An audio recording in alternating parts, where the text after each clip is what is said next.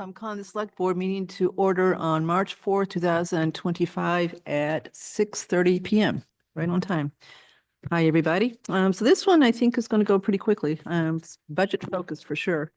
All right, so we're going to start out with public comment. Public comment is for anything that someone wants to bring up that is not on the agenda tonight and is limited to 3 minutes or less. Anybody there, Vanessa? Anybody here? No? Carl's here for something, Tim. Okay. All right, Jason, come on up. So we're going to start out with Jason Malinowski, who is the chair of the Personnel Board, to talk about the SAP bylaw changes that will be in the warrant this time. Hello. Hi, how are you? We're good so far. So it's good to see everyone. Do I have, I don't have John, but I don't have a quorum on Zoom. Okay, all right. So this has been a different year for the Personnel Board. I would say well, we certainly have changes that we are proposing to the SAP. I'll say they are lighter in touch than some of the massive changes we made in some of the prior years. Nonetheless, they are important changes and kind of set the stage for potential future actions that I will kind of delve into a little bit tonight so that you can start to get your thinking caps on for post-town meeting of how we want to engage on that tonight. I think you have in your packet each of our red line items. I don't intend to go through each of them. I'm happy to answer questions. The one item that I do think warrants discussion that the Personnel Board has not taken a position on yet is actually section 18, which basically, and the town clerk is welcome to come up and speak to any of this too. This came initially from him. It really speaks to how things should work or could work if someone brought a motion on town meeting floor to amend the SAP. And right now, I think there's probably conflicting language between how potentially the moderator may deal with that amendment and what the SAP says on what should happen with that amendment. From best we can tell from the history, the intention of what currently is in the SAP is mainly to allow the Personnel Board time to digest an amendment and provide an appropriate recommendation on it. Obviously, if we strike the language that is currently there,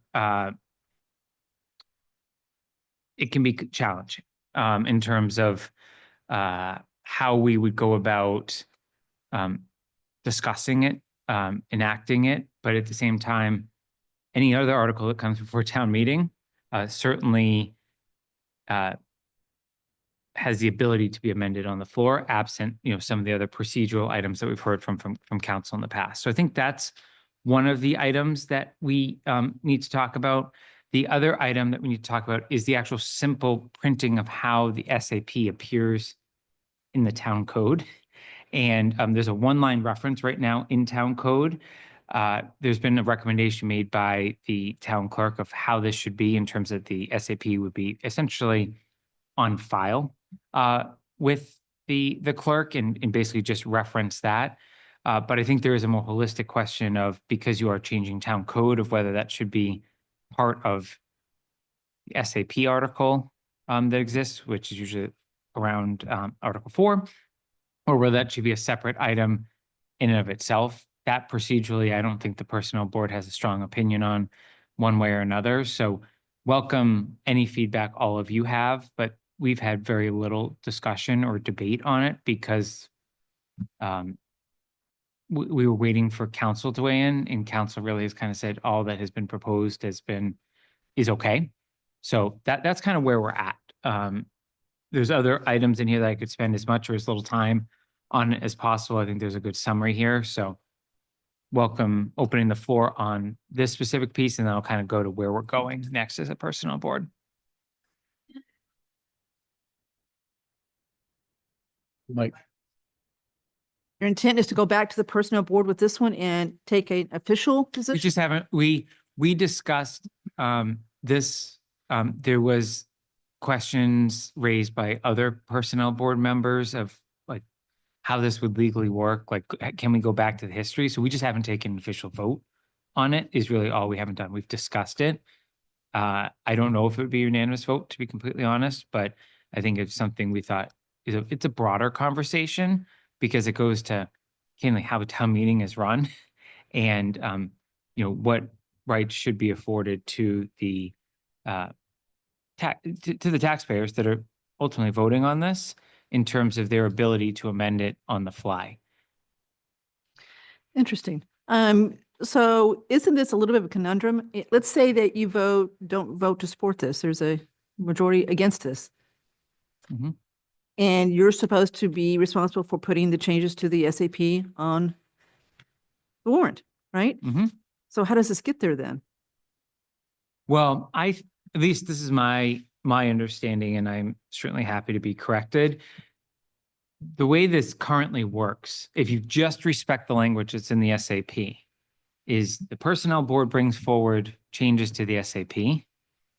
If you were to then make a motion to like an amendment on the floor to change something, let's just say it's one of these stipends, say it's one of the salaries, one of the ranges of, or like a numerical item, or just a word, any other board or committee reacts on the fly, as you all do. When a motion comes on the table, you caucus and decide what your view is on that motion. Sometimes you know that amendment is coming a year in advance. Sometimes you get surprised right on the floor.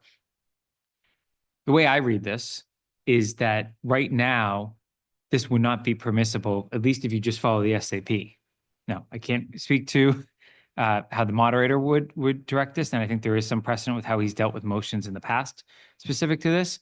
I think the intent of this is to allow someone to make a motion to amend the SAP on the floor, just like any other article we see. I am too. Okay, so let me try one more time. Yeah. Okay, so if personnel board meets and doesn't support this language, Yes, okay, and therefore it doesn't go on in the SAP article, correct? I agree with that statement, yes. Okay, so then you would get to town meeting and possibly Jim, somebody would get up and attempt to amend the SAP here. And Paul would then have to decide whether it was appropriate to be able to do that, given it contradicts what's written in the SAP. It would be a good test. So I'd welcome Jim if that's what Jim would do, but it would essentially be a good test of the actual amendment if we wanted to see how the town would react to it. But I'm not proposing that we would vote it down. I'm We just not haven't taken a speaking to the position. merits, so I'm just trying to figure out how this gets done. Yeah. Okay. I hear you. Hello, Mr. Haggerty. I really wish these cookies on. I know. That's My what I wife said on Hey, this. this evening, and I Good. can't have it. Jason, let him take care of Thank it. you, Jim Haggerty, Town Clerk. We go back in the time machine.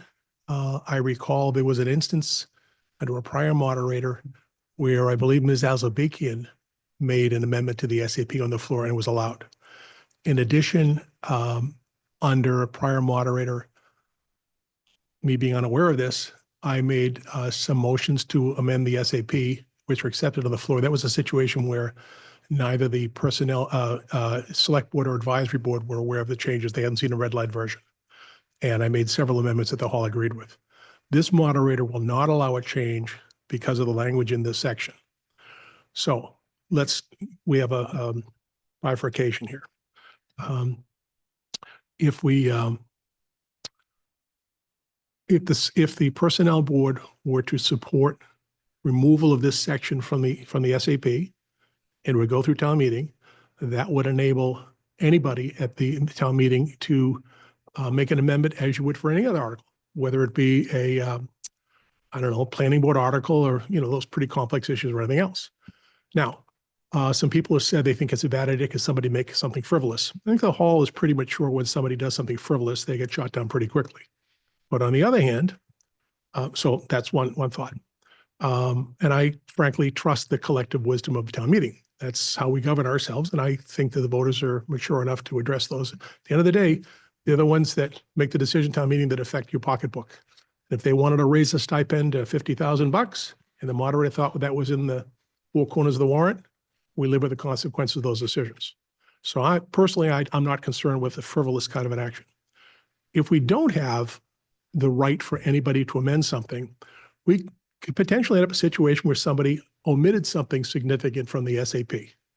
We inadvertently eliminate, I don't know, one position altogether, and then it couldn't be corrected on the fly. It wouldn't be considered a Scrivener's error. So I look at those two issues. So let's go to the other side of the other option here. If the Personnel Board were to decide not to support this, my request, and they were to bring forward the SAP, including Section 18, is it 18? Section 18, yep. Section 18. I have complied with Section 18 because I've given them notice of my intent to modify the SAP. So it's my intent that if the Personnel Board does not support removing Section 18, then I will be within the rights to make an amendment on the floor and bring this to the hall to ask them to delete Section 18. I've complied with the bylaw as it stands right now. I'm not trying to stir the pot. I'm not anything else. I just, in reading this over a couple of years ago with the moderator, I said, it struck me, if we go back in the time machine a little bit, remember a few years ago, CPC used to come in that you can't modify our articles, you have to vote them up or down. And that always kind of stuck in my craw that no, it shouldn't be an all or nothing kind of a thing. And it turned out that wasn't the case anyway. So it's just kind of a simple thing. I just think that the hall should have the right to govern themselves. And I trust me, I appreciate the work that the Personnel Board does on this.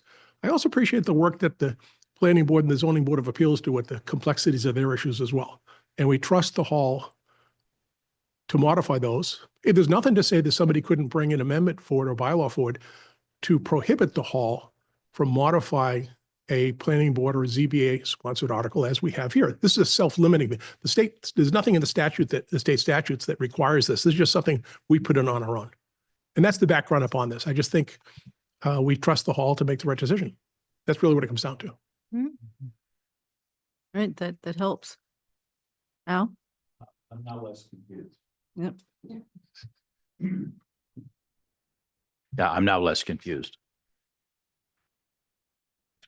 Marguerite? What's the thought of the Personnel Board about this? We discussed it very briefly when Jim originally brought it forward. There was one member in particular that felt like they needed to think about it, and therefore we tabled it at the time. We are meeting Monday morning. We'll take a motion on it then, be up or down, but I think you've heard from the clerk how he plans to proceed. If we vote nay, if we vote in the affirmative, then we know it will be printed in the warrant. So I think my ask of all of you is if you have a strong view that we can bring back, because I think it's important that we build consensus around direction that we go to the extent possible. If there's any strong views you want me to relay back to the board, that's another reason to use this forum here. All right, so let's see who else has questions and we'll see what the view may be at this Okay. point. Sam? I guess I'm a little conflicted about this in the sense that I understand the point of having town meeting have an opportunity to change most anything that involves money. On the other hand, I see the SAP is, from a structural standpoint, as being somewhat different from most of the other pieces that people focus on. And so I think there is great value in having a personnel board who looks at how all the pieces of the SAP work together. So you don't have inconsistencies or this particular group of people over here is out of sync with this particular group over there. And that's a hard thing to do on town meeting floor. So it seems to me there is real value in having an SAP that hangs together across all of the dimensions of it, that the personnel board spends a lot of time trying to make sure is the case. So to me, it's a lot different than going into the zoning bylaw, for example, and changing a setback number, for example. That tends to have far less sort of trickle effect through the rest of the code. It's not perfect. So that seems to me to argue to have, quotes, the professional view of that thing to make sure it all works together, which makes me nervous about doing town meeting votes on the floor. So I guess I wind up on the side of saying leave it with the personnel board. So Andrew?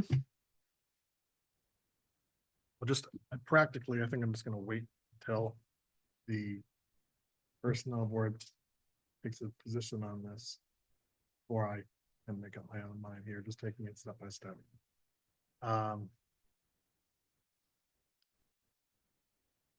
This is reminding me of something I think a little bit related. Is there some provision in the SAP that also deals with kind of an unexpected situation arises in the middle of the year and then some adjustment to a classification needs to be made, and is there some way that? We have the ability Okay. to add job descriptions and move Yeah. during the year, but it has to be ratified at the next town meeting. In order for it to continue into the next, okay. Correct. But there's a whole procedure in there. I forget what section it's in off the top of my head. I could scroll through here quickly. I think the other thing, Jim, when you come to personnel board, that may help, thread the needle between what Sam is maybe suggesting, and what you're suggesting is you seem to be going after like clear and obvious just mistakes, right? Like just someone had a lazy finger and they delete a line in the personnel plan that clearly was there the last year. There's never any discussion about eliminating that position, and then just magically, when the warrant gets printed, it's not there. Like that's, one item. Like I think there could be a middle ground where you just say for obvious, and that would put a lot of judgment with the moderator. But for obvious items that or unintentional typographical sort of errors, that amendments are allowed, but substantive. I'm not saying I'm advocating for that. I'm just trying to figure out how we bring this forward cohesively. I guess I go back to Mr. Starver's comment. If there was somebody that was trying to run amok and, just do something that was nonsensical, I look at that as the role of the chair of the personnel board to be able to explain to the hall why that's a bad idea. And I think that can be done. It's not the end of the world if this doesn't go through, but I lean towards giving the hall more authority. I just think that that's a better form of democracy. And we live with the consequences of the vote. If we shoot ourselves in the foot, it's our foot we shot. And I generally lean in that direction pretty strongly myself. This seems to me to be a little bit different case, so judgment call. So I was going to say the same thing you just said. The personnel board could then, basically tell the town meeting why they didn't support whatever was being amended.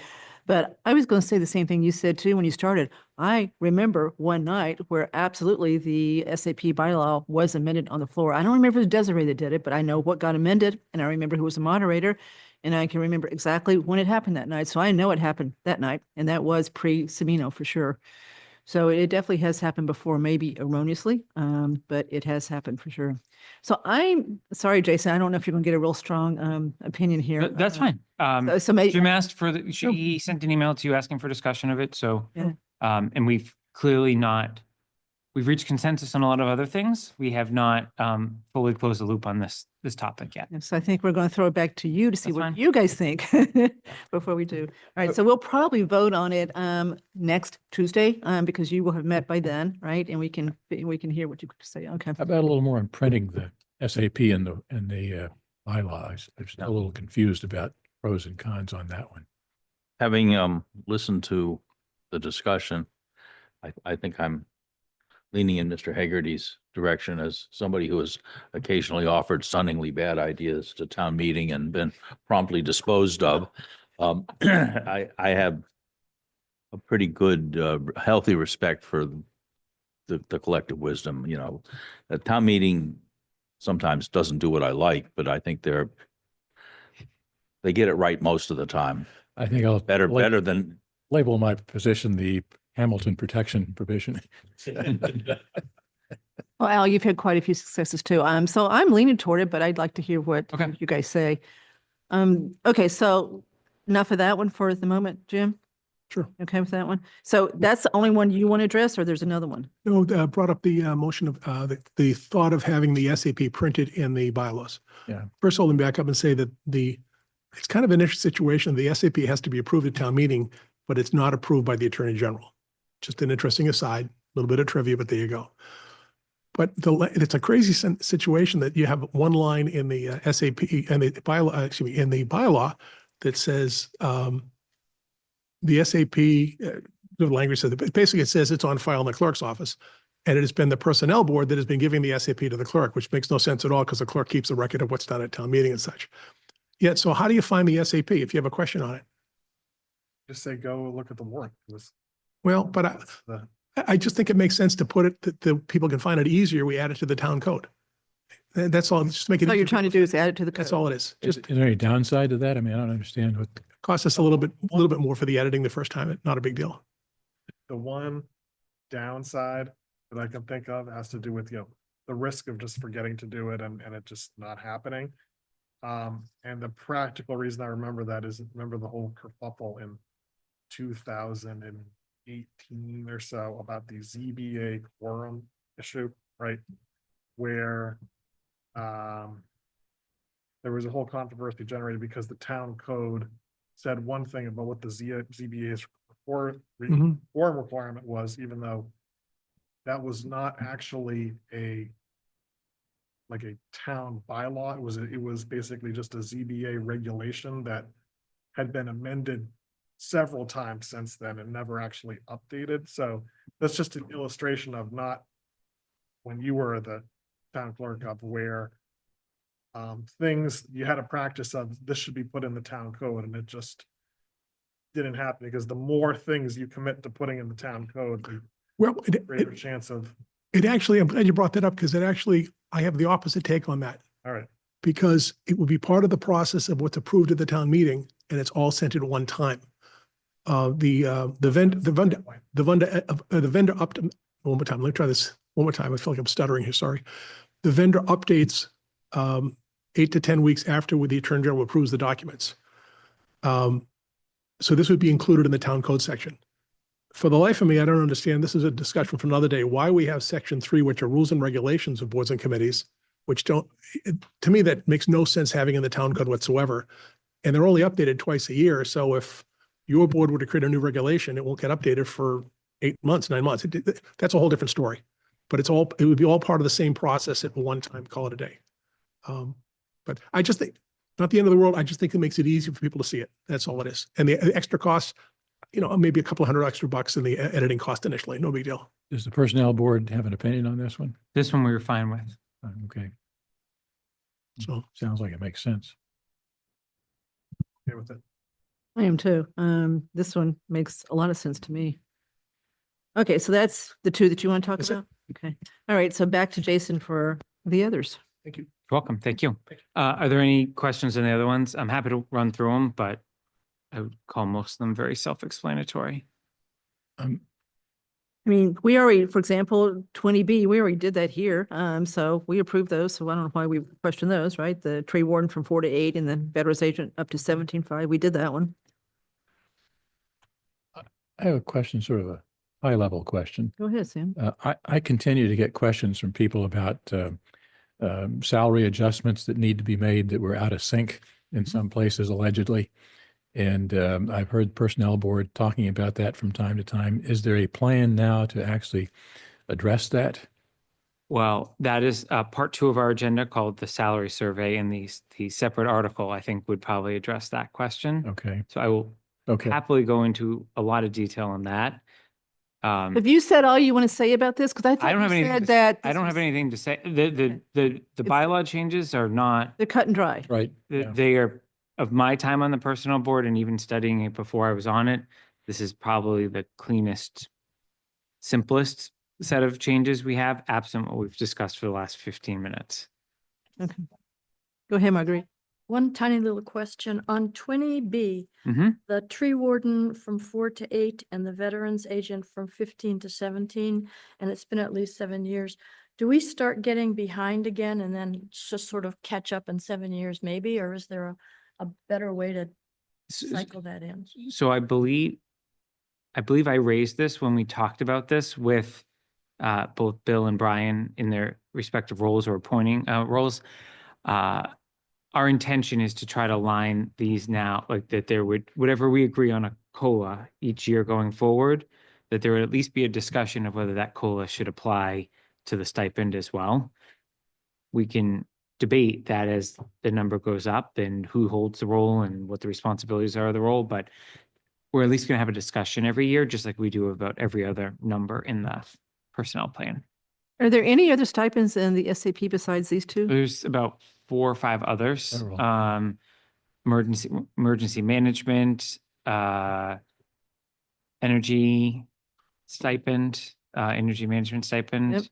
And there's a few others, smaller ones. So you'll update those going forward. Your plan is to try to keep those. I think we'll at least engage in a discussion of making sure they're still fit for purpose and then whether there should be a COLA attached to them. They're obviously not going to be nice round numbers once we start applying a percentage to them.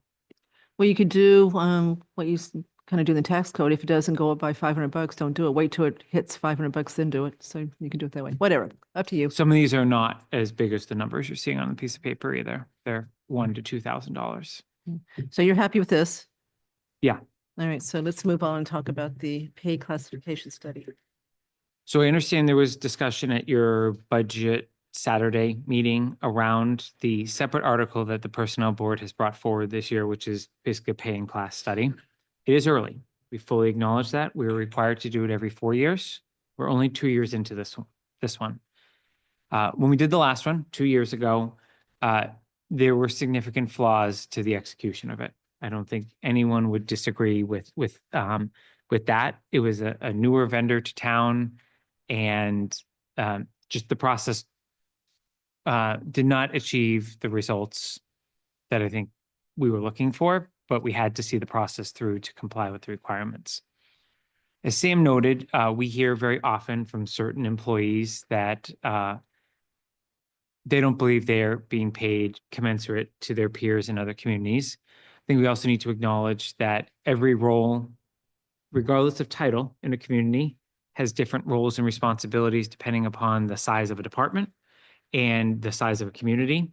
And all things aren't always created equally. The largest bone of contention that we've faced in the last year is, as you know, this board and other boards have hired a significant number of external resources. A lot of times they were department heads, right, which are usually some of our higher graded individuals. In some instances, they were brought in right at the midpoint. Other instances, they were brought in above the midpoint.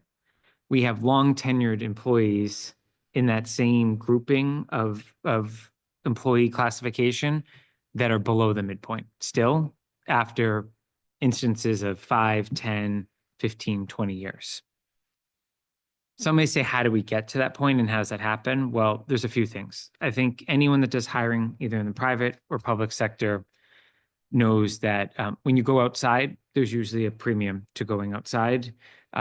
That's nothing new. It has nothing to do with the current job market, but that's just what happens more often than not. Is that right? We can all sit here and debate that all we want, but that's not what we're trying to solve for.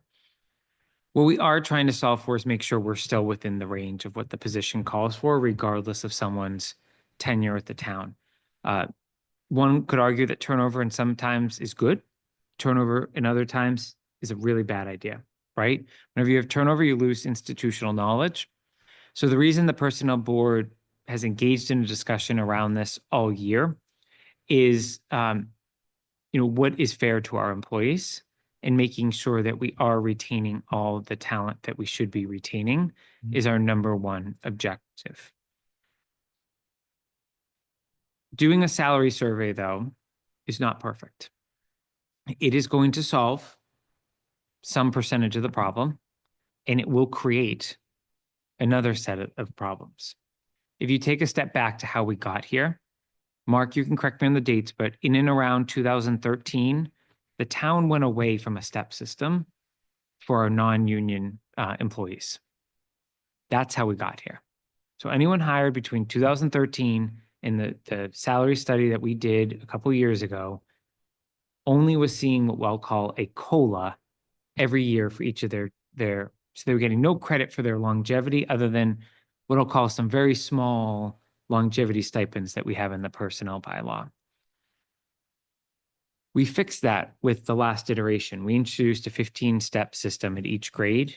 So as long as someone gets a satisfactory performance evaluation, they get a 2% bump every year, regardless of what we do with a COLA, right? So we are now paying a 2% pay increase for tenure, experience in the role. So obviously that takes a 15-year time frame to go from steps 1 to 15. We had They automatically move up a step. they every July automatically, as long as 1st. they get a satisfactory performance rating. Okay. In addition, obviously, if we decide that inflationary factors dictate a COLA, which we have this year, obviously, there's an incremental to that. So this year, if someone is not at step 15, which we have very few, if not, if I think there's one, individuals, they get the 2% step if they get that satisfactory rating, plus the 3% COLA. So we're seeing about a 5% increase in their base pay in this particular year. That's how we got off track. So you have that group of population that was hired between 2013 and about 2022, 2023, that we were never recognizing for their time and grade. Our simplest, non-biased way of doing this is to just do the pay and class study early, which would reset our 4-year clock. The bias is important, right? That's the reason to go outside, but that's $25,000 going to a consultant that's going to come in, do a job. Obviously, we'd have to manage better this time. And then they would go along their way and we would implement their recommendations. I think and I think your personnel director share the concern that that's not going to solve everyone's problem. And we will likely create an issue with some employees that are perfectly content and happy today, that are not content, they would not be content in whatever new system comes out of that. We've talked about alternatives because there is some portion of the personnel board that really just wanted to spend zero on this. We are certainly united that we need to do something to at least get our employees comfortable that they're in the right spot. And that's, again, our number one objective that we're unified around.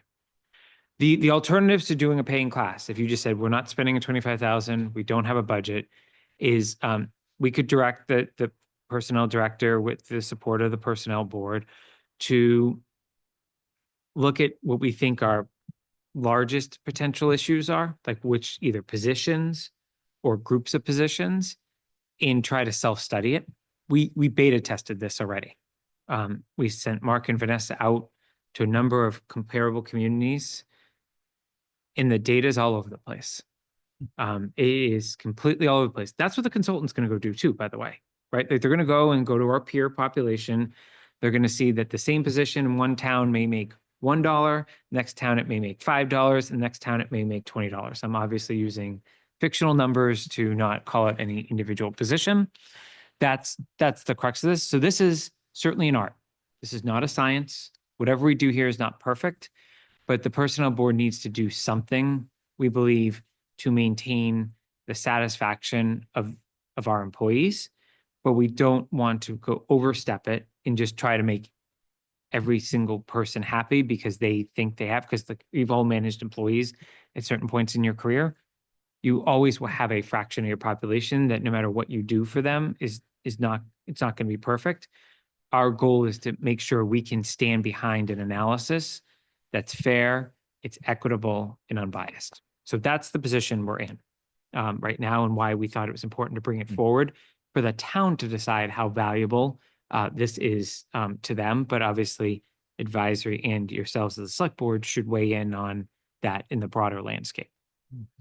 So if it's on the warrant right now, it's in the budget. If this were to pass and we were to fund it with free cash, so it could be used on April 8th, how long do you believe realistically it would take to engage the contractor and actually have it done, complete, reviewed, and useful?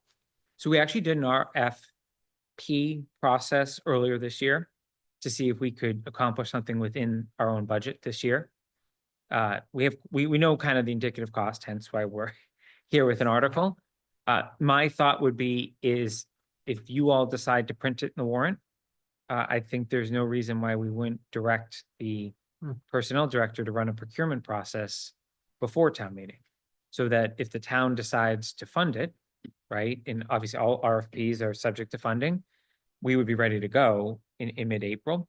It's a couple-month process. It involves interviews of employees. It involves obviously comparison to comparable communities. And I think it also involves careful consideration of the scope that we ultimately put into the engagement letter to make sure that we are getting and targeting the areas of greatest focus and greatest feedback, to Sam's point, that we've heard. I don't know what the rest of the select board thinks, so we'll see in a second, but I do believe there are some inequities that need to be rectified and that hopefully this would help us do that. So as far as I'm concerned, the sooner the better. We don't necessarily want to bring forth money articles in the fall, but we could if we had to, and there was, not a huge impact on it. So that's why I'd like to get it done. If this gets approved, I'd like to see it done sooner than later to give us a chance to implement it sooner than later. Al? Are we losing people? To, How many people have you lost this year, Mark?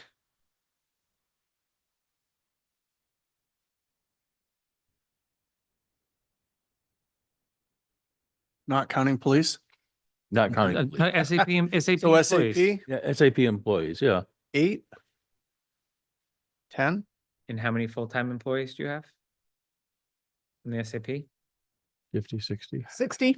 Yeah, it's about, yeah, So 6.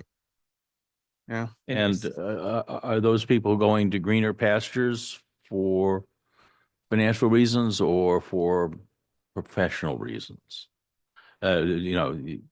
People sometimes leave because, it's a promotion versus, I can simply make more money doing the same job elsewhere. I'm sort of trying to get a feel for that. Personnel board is not involved with exit interviews, so I'll Yeah. ask Mark. I think I think the majority of it is the upward mobility. There have been some that, that have left because they can make more in similar positions in other communities. So I think it's a mix. And I think it's also relevant to be concerned about some that you think might be in this boat of needing adjustment that are at risk of losing, that we don't want to lose. Yeah, I So worry. it's not just those that are left, but there's also the concern about others that might, if we don't do something, just feel compelled to have to change jobs. Yeah, I worry some may be looking, just usually costly. You lose somebody who's doing a great job, well experienced. I mean, chance that you can replace them with somebody new is far less than 100% at the same level. So hidden cost. Yeah, I'm generally observed that turnover in the public sector is far lower than the private sector. So if we've lost 6 people who were subject to salary administration, I think that is evidence that there may be a market adjustment that's necessary. And So do you support doing the study, yes, Marguerite? I support it just anecdotally. I've listened to too many people who feel that they've been not treated well. Not through any fault of anybody, but just because of the way it came out. The process, the system. Yeah. Yeah. I guess I'm supportive of the study. I wonder, is there a more direct route to the finish line on this thing? I mean, I think, for example, a longevity adjustment or something like that could adjust some of the complaints that I've heard about the process. I'm assuming that you folks have talked about something like that. We've certainly talked about raising the longevity stipend earlier this year. It didn't go very far because it solved the wrong problems. It just was. We certainly would have had people happy if we adjust that number. No one's going to say no to additional. It's $1,000, right now? Yeah. So even if you start doing multipliers of that, you got to look at how it breaks down. You got to look at your population as it breaks down by tenure, Right. right? Some people have moved roles within town, right? So they have longevity to the town, but not necessarily longevity to the position. Then you have others that have just been in the same position for a very long time and done an amazing job at that role too. So I think, Sam, to your point, I certainly know where the issues are. I think some are not going to be a surprise. Some would be a surprise. We kind of heard Kathy mentioning some, Marguerite's mentioning some, you've mentioned some. I don't know, I haven't talked to them. We're not going to start exchanging titles tonight, but it may be the same people or it may be very different groups. I think there is a way to do this without the study. Like, I'll be very honest, but we would need a group of individuals that are unbiased to the outcome. And, just even, I just look at the town administrator sitting next to you. He's the appointing authority for the town. He's also the personnel. He's making recommendations to you as the appointing authority. You're his boss, right? He's bringing forward most of the candidates. They indirectly or directly report to him in some way, shape, or form on a daily basis. Versus you have others that are appointed by elected boards and committees and/or right? So you just have this, the way we're structured.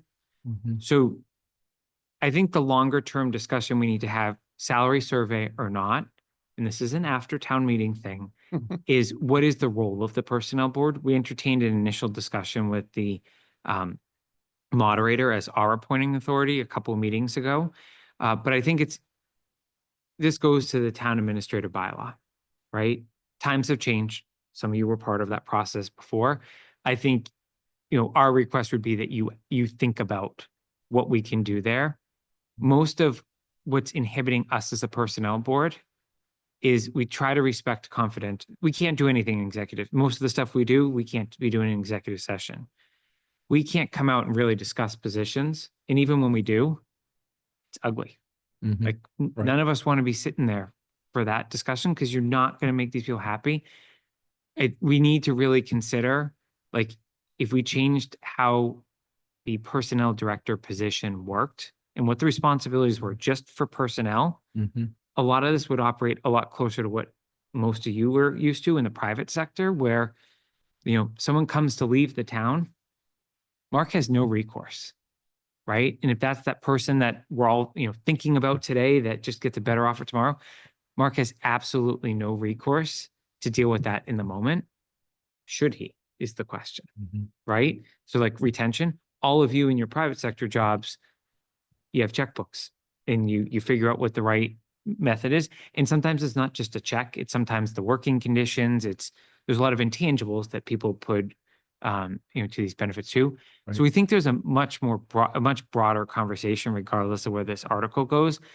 But with the personnel board committed to earlier in the year, when we started approving requests for people from the outside to come in above the midpoint, we committed to the employees that we were going to look at this and we were going to make recommendations on how to look at it. That RFP had come in at a different price, we would be coming forward with proposed changes now. Your budget wouldn't look prettier, I'm not going to lie, right? And you'd be dealing with a different issue. But we just need to decide how aggressive we want to be is the decision that's in front of the town. Yep. Well, again, I see the study as being sort of insurance that there is consistency applied to the process, which is very valuable in this kind of circumstance. My real sort of bottom line question is, are you reasonably confident that if that process goes forward as expected here, that the result is going to deal with the stresses that are in the current system effectively, or at least for the most part? I think it's going to deal with the themes. Okay. I'm not going to sit here and commit that every employee is happy with the Well, result. I wouldn't yeah. ask that, but I'm sorry, and that's the problem, not to be the wet blanket, but I've been through a lot of these paying class studies, and at the beginning of every one, I kind of mentally will identify those positions, those groups of employees that I really think need to be addressed through that. I have yet to have any level of success in correctly picking what the consultant sees, because as we've talked about, there needs to be the lack of bias. yeah. And so, there is a level of frustration. And so, out of say 60 employees, maybe 6 or 8 or 10 have some level of adjustment out of a paying class study. And then there's the morale issue, right, with the rest of the employees. So this is why some of those discussions have happened about, well, why can't we just adjust who we think we need to adjust? Well, because then you're not adjusting the people who may think that they should be adjusted, but are, you're not addressing them as well. So that's why we use the outside consultant. But again, you're not guaranteed Sure. the results, and I go in lowering my expectations that, it's really only going to be 6, 8, 10 people, 10 positions rather, not positions, that'll be addressed in this study. And, yeah, you know, and the rest of the people are not going to be adjusted. Is there a better way to do it? Besides what Jason's suggesting, which sounds like a very sensible way, but we're not going to do that in the next month or two here, probably. I think it's, you know, it's the bias issue, you know, and it is difficult as to what Jason said. And Jason started to go down a whole nother rabbit hole, which I'm not going to join him on, but I do think it is a little bit difficult when you've got a lot of different, hiring authorities, so to speak, you Right. know, that are able to do certain things. So it adds into the difficulty of trying to eliminate that bias. Yep. All right, Andrew? Okay, so I'm okay with doing the study. I just have a different question. So this discussion made me think about the personnel board's budget, operating budget, and I just pulled it up. And it made me realize I'm not very familiar with what the personnel board budget is actually used for. So I see there's two lines. One is for consulting and professional services. Looks like there's 2,500 in that for this fiscal year, and then 7,000 for workplace development. So what is that money used for? Has it been used? I'm thinking, is there any way, because if there's some money left over from the personnel board budget right now, is there a way some of that could be applied to just reduce the cost of this a little bit? Yeah, if done in the fiscal year, because that budget doesn't roll. Uh-huh. So the bigger number in there, the workforce development, we, every meeting, and it doesn't happen every meeting, but Vanessa and Mark bring forward a series of proposals they think would benefit the employees on a broad basis. And it applies to both union and non-union employees. So it's not just the SAP employees, but there are a series of programs that they see as being beneficial to the employees. I think there's been a customer service one Training recently. There's programs. some wellness ones. How to deal with, you know, the angry resident that comes into the town offices. So So those, we sponsor those programs through our budget and make sure that they're open to all, not just our SAP employees. That's the majority of what our budget goes to. We do have a policy related to tuition. That's also part of it. We also sponsor, someone wants to go get a certificate through the MMA that's helpful to their current role. We do those, or Suffolk or any of those other programs. So that's what the majority of the budget goes to. And then we have a small consultant spend line. We were trying to minimize what we spent this year to do that. But I mean, the budget came in over 20K, which is why we have an article for 25K. But that's the answer to your question, Andrew. okay, thanks. So I support the article, and we're actually gonna vote on this one later. Because I thought we'd have enough information talking to Jason to be able to vote. So it sounds like you're gonna get a positive vote here. And then we're gonna meet with advisory next Tuesday and we'll see what they say, but it's gonna be on the warrant. It looks like based on what you heard here, because we put it on the warrant, and then we'll see what advisory's got to say about it. So far, so good. Madam Chair, one other thing, just off of what Andrew said, and just to take advantage, because I've got Jason and I've got John Thorburn here from Personnel Board. They do support a lot of the trainings and everything that's done, and a lot of them are individuals, but we try to, and I think Personnel Board would like to apply them to as big a group as possible. So I just want to, you know, thank Jason and John, and I will thank the Personnel Board on Monday as a whole for this, for the funding of the recent de-escalation training that we did with Gene Hurdle. You know, again, I'll give Vanessa kudos. Vanessa helps, you know, to push these things and identifies the things that are important, and the employees came to her on this one. We had over 35 people at this training. This is the biggest training we've had, the number of employees, and it was the diversity of the employees that came from all the different departments. You know, and it really was nice to see, and people really appreciated it. So I just want to take a quick moment just to publicly thank you for, you know, for supporting that, and again, let you know it was very well attended. All right, so you're happy with that? Yeah. We have this one. Okay, so, you know, Jason wears multiple hats for the town, thankfully. So while he's here, we thought we'd at least run through what's proposed on the capital budget for this year, as far as what's we think is going to be in the article based on our meeting on the 8th, and a few adjustments that have been done since then. And actually discuss them in front of Jason. He hasn't called a meeting with capital tonight, but he's going to take this back to capital, and they're going to basically confirm again that they either agree or disagree with what. Yeah, I did post an agenda, but I don't know if I have a quorum. It takes a lot to get a quorum these days. No. Okay, I don't thank see you. one, yeah. So, Kathy, before you walk through them, I just, two things, on capital. One, we just got the list yesterday of where everything's at. So, I'm certainly happy to give a personal opinion, but, I would want capital to vote on wherever you're landing, as a finality to the process. I would also be remiss not to acknowledge the two open seats right now. Given the level of decisions that this community is about to make, and given the desire for people to have a say in them, come join us. Obviously, you're the appointing board, but we welcome a diversity of thought. We've always had that, and we need that now more than ever because we haven't made tough decisions in the last couple of years on capital. We're about to as a community, so we really need that to be what we're supposed to be per the town bylaw. So I'll use this as my selfish recruiting exercise tonight as well. That's great. I'm glad you did that. And I also want to thank, while we're doing this, Joe Palmer. He's been on Capital since the very beginning when it was a ad hoc and then when it became permanent. So he has, I don't know if he's ever used to do a lot of minutes. So he has truly been very important to this committee from the first time that it was formed. So thank you, Joe, for what you did. All right. So hopefully somebody will hear this tonight and raise their hand. All right. Okay, so now moving on to the actual, what we think is going to be on the warrant as far as capital goes. So if everyone wants to look at, you got the most current package, this is a sheet you should look at it's kind of small. Yes. Got it? Okay, so let's just go through this one at a time and see if anybody has any issue with what's on here now, and then we'll discuss those. If not, we'll just keep going.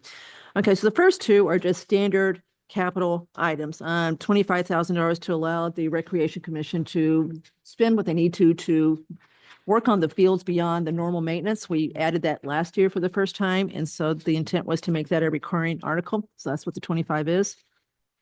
The next one is in the same vein. This has been around for a while I believe we can give Al credit for this from his time on advisory. I think he wanted a bigger number, but that's what this is designed to do, is to give John Parent and his group money to use when unexpected things happen during the year, which they always do when you've got a large amount of old buildings. And this number's worked for him for a while. I don't think he's ever come close to breaching it. I think he uses most of it, but it's a pretty good number. So I think he's happy with that continuing at that rate. Let's see. So the next one, we took out the roof, or John took out the roof. So everything on here is something that the department head has adjusted either on February 8th or afterwards. So this is not something that's been crammed down their throats at all. So John took that one out and said, put that on fiscal year 27. The flag school, we had on the 8th reduced, John originally asked for 175K. That's what Capital had put forth. At that meeting, we decided to reduce it to 100. John quickly called and said, I can't do it for 100. I've got to have at least 150. So we put it back to 150. Since then, Al's talked to him as far as why he needs the 150. Al may disagree with keeping it on here, but I think what's on here, it's the right number as far as doing what John has to do to get Flag School ready to allow Youth and Family Services to move in. As far as the interior of the building, it does not work on the exterior. It is for the interior. So you want to talk about that one right now? I spoke to John for about half an hour, and regrettably, the number is roughly right. Okay. All right. Okay, moving on. So the next two we took off with Bill Cundiff's permission on the 8th. So those two have been taken off and moved to another year. The fire and medical equipment, we didn't really talk a lot about that one. No one had much issue with that one. So that one stayed as is. The deputy chief car was added once we approved adding the deputy position. He needs a car. So this is what got added. Although I have heard rumors, Jason, correct me if I'm wrong, that among your many duties, that the car that you have in Boxborough was 80 and not 90 that you've got recently. So this may be a little bit high. I think you'd want the chief to weigh in on what he's, like how he's speccing his own car. Okay. Because every town uses every, All right, so we'll vehicle talk different. and make sure we got a good number there. Yeah. All right. Okay, moving on. We took out remember with Bill, there were 3 basically vehicles. And we said, Bill, can you give up one? And he gave up that one, which I assume will be on for next year. The next 1, 2, 3, 4, 5 are DPW. So those are as Bill requested. So we didn't do anything with those on the 8th. We left those on. The next one is the normal amount that we put in roadway funds that gets added with this Chapter 90 money. So that's just a normal number that we've had for as long as I can remember. The next one did get reduced by Bill after the meeting. He reduced the sinkhole fix on Central Street from 300 to 250. I guess he got a better number. So that's his new number is a 250. Stormwater management, he made a case for why he needs to get started on complying with the regs and laws that surround that. So we left that one alone. Let's see, the next one is wait, this is hard to read. Is this the flashing lights? Flashing light. Okay. it's I can't even read my 300. glasses on. Okay, so this one we've taken out completely. Remember we had 6 sets of flashing lights that the state was going to give us. He identified 6 crosswalks. So Fay School, St. Mark's, Woodward 2, Finn 1 in front of Marl's Cafe. Those were the 6. So we agreed we were not going to fund the ones for the 2 private schools. We could tell them about, they could, if they wanted, they would have to pay for the installation, which I think they're going to do, by the way. The other ones, we left in temporarily. Bill then reduced the amount. He actually checked with VHB and the amount was a lot less than he thought. But he now says, don't worry about it. I can deal with this with my Chapter 90 money. So we've taken this off completely. It doesn't mean they're not going to happen, but does not happen as far as this budget goes. Okay. All right. All right, the pipe camera kit, he had taken that one off, so that's okay. Subject to a grant. I think they already had to pay for it. Got the Okay. grant. Right. They do So 'em. now the next ones are schools. And so what we did on Saturday is a little different than what you see now. So we left Finn with one thing, which is replacing a floor that I think is buckling because of water seeping in. So we left that. The next one is Woodward needed some money for some technological infrastructure equipment. So I assume that's laptops and things like that. It's Right, so I left the- classroom stuff, not, Yeah. actual laptops. All right, so there's that. And then we did put in, I'm going back up to, I'm not going to forget the curtain. I'm coming back to that one. So then we did add the $100,000 needed to study and design the roof for Trotter because we're now in the MSBA repair program that would pay for probably, I don't know, 35 to 40% of this. And we didn't want to lose that grant. So that's why this one needed to be in there. So that's what this pays for. And the last one is we had originally taken out this one and left in the tech infrastructure for Trotter. I talked to Greg Martineau afterwards, and I think I talked to Chelsea Malinowski too, who's chair of the K through 8, and I think they both said they believe the curtain at Trotter is a hazard, which I guess means it may be close to falling down. So they'd rather keep the curtain for the Trotter auditorium and get rid of and trade for the Trotter technological money. So the 55 goes in, the 60 goes out. Okay, so schools lost some things. Each school has at least one thing. Trotter's got 2 things. Okay, so is everybody at this point okay with that list? Okay. Yep. So this started at, Jason, check me here, over $3 million, and now we're down to $1,447,000. So we've cut it a lot. It still has a big impact on the budget because the prior 3 years we've used ARPA money. And so this line item has jumped up a lot from last year, which is part of what's caused the budget increase. But we knew this was coming when the ARPA money ran out. There's just, I don't know what else you can do about it. Going forward, we wouldn't expect as much of a jump year to year as we've had from last year to this year. So Jason, anything you want to say about that list? Nothing specifically about the list, but I think as you think about the warrant in particular, I'm still scarred from my experience a couple years ago in the Algonquin stage about the amendments that had to be made to it. Now, I'm not hearing any controversy here, obviously, to the extent that advisory brings forward items, but you do have some items in here, like the fire deputy chief car, that are tied to another item, right? So I don't know what your, like, if you're gonna actually include the fire deputy chief in your operating budget, or you're gonna separately present that. But I would think you would want to package these things together, right? If the town approves a fire deputy chief, they're approving a salary line item, they're approving a benefits line item, and they're approving a capital line item. They're approving like that position, and that's the totality of it. What I would prefer to avoid from a pure capital perspective is if the town agrees with the deputy chief position, they agree with it in totality, as opposed to having to start to amend things on the floor and start confusing the numbers depending upon the outcome of the budget. That's ultimately up to how you all produce the warrant. I know I've mentioned this before, is like when you start tying things to positions, and if you're worried that something does or doesn't have support, which I don't know where you stand on all that, that's just a tool in your toolbox as you design the warrant. See, I hadn't thought about doing what you just said. I thought about, because you had suggested that we carve out the actual car, the vehicle. Because if the deputy doesn't get, You can do that too. I was just saying, because if you carve out the actual salary too, then the budget itself is not correct. What you're voting on is not really reflective of the total budget. So you're kind of not being realistic as far as what that budget increase is either. So it kind of maybe mask what you're really doing with the fire you'd have to department. show the incremental, right? You say you could have it as a base budget, and then if we add this, this is what the incremental is on top of what we've already told you, and this is how you get to the bottom line. Or you can just carve out the car too, right? So that if the town chooses not to support it, the car is separate. If the town chooses it, they can still decide on the car separate to that. So you're referring you to your could- hour-and-a-half discussion on the Johnson Road culvert where you stood up there and took that very stoically until we finally got through with that one? And then I stood up there five minutes on Neary. That's right. That's right.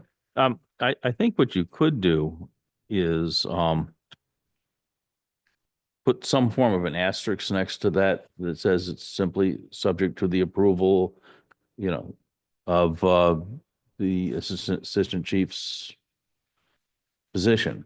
Well, the And, budget would go first, so you would know before you got to this whether that got approved or not, and then you could amend this too, and just take it out if you had. So that's one way. So I think procedurally, we just need to be aligned on who's making the motion, whether it's me or a select board member, and what the motion is based on the outcome of the But the preceding only- article. the way that the fire budget, first thing that happens is to see if someone holds it, right?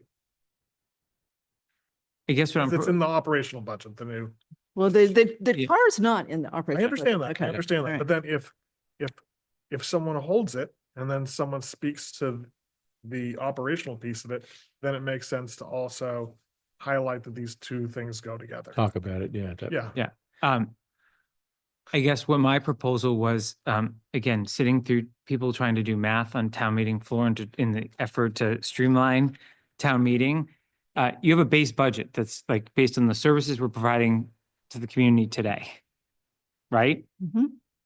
If you just present that budget and you say it's X% increase, and then you have additional items that you're saying are new to the community, this being one, just because it involves capital, you could systematically go through each of these instead of someone having to try to make a motion on each of these topics depending upon their view and in stage through it. You present your overall budget as a one collapse thing, but you have separate motions. Again, it's an option you have instead of having multiple people stand up there and try to do the math on the fly. It never goes well. All right, so we'll think about. That's up to you. How to But do I that. just proposed that the chief has been very adamant that obviously he will pull that article if the staffing doesn't get supported. If the staffing gets supported, he's adamant that person needs a car. All right, two more things to at least mention. We did pull, these things have been approved, but instead of buying them outright, we have moved them to the leasing schedule. This was something Andrew Pfaff strongly supported on the 8th, and that is the front end loader for the DPW and the utility dump. So those are on the leasing piece of it. Want to speak to that at all? Wait, you don't have to. I will just say that capital, in the past, both members that are no longer on our committee, but also current members have been skeptical of leasing. We view it as a kicking the can down the road. sort of topic for some of at least the two costs I see on this sheet. We're just pushing our problem out a couple of years. Like we are still paying, as an example, for a fire chief's vehicle that we bought 5 years ago and is almost at the end of its useful life. So I would think that the board, and I know Mr. Hamilton in particular has been thinking about policies and working through kind of the DOR outcomes. I would think that if we are going to lease, we should be leasing consistently. If we are not going to lease, we should just not lease. Like we can't be like every couple of years where we're trying to get the budget to a certain number. That's certainly my personal view, but it has been shared by capital over the years that we were plugging to get the capital budget to a certain number. So we need to be eyes wide open to the costs we are carrying into future years, because we're paying right now for leases from 5 years ago for assets that we certainly had the economic wherewithal to purchase outright, but we were trying to manage to a bottom line number. Okay, so we will discuss that one too. Okay, but that's the list of what we intend to bring forth unless advisory convinces us otherwise. Yep. Okay, Okay. all right. So Jason, anything else you want to say as far as? Nope, capital all good. goes? All right, so you'll bring this back to capital and we'll report back to us as far as. What's our deadline? We're going to meet, we really need to wrap this up next Tuesday night. Okay. Because we're going to sign it the next Tuesday, so we got to have it ready to go the next Tuesday. We can't come in on the 18th and still be making changes. Noted. All right. Okay, Thank thank you for you. your time. All right, as always, truly thank Thank you. you. Take a cookie. To Chelsea, take one to Chelsea. Okay, thank you. Okay. Okay. All right, Mr. Geyer, come on up. So as everyone knows, Carl has sponsored, we've only got one citizen's petition this time on the warrant, and that is being sponsored by Mr. Geyer. And he will explain to us what he would like to accomplish. Before I do that, right, I just want to, So As you- formally introduce yourself and where do you live, just so oh yeah, somebody. Carl Geyer, 146 Middle Road. Okay. In Southborough. Before we even get into this, listening to the capital budget, I just want to pay a compliment to John Parent, because one of the things that I worked on advocating was the Green Communities Program, which you guys are familiar with, right? I think we've gotten over $1 million from that program for a lot of capital improvements, right? And I think all the new streetlights came out of that, right, recently.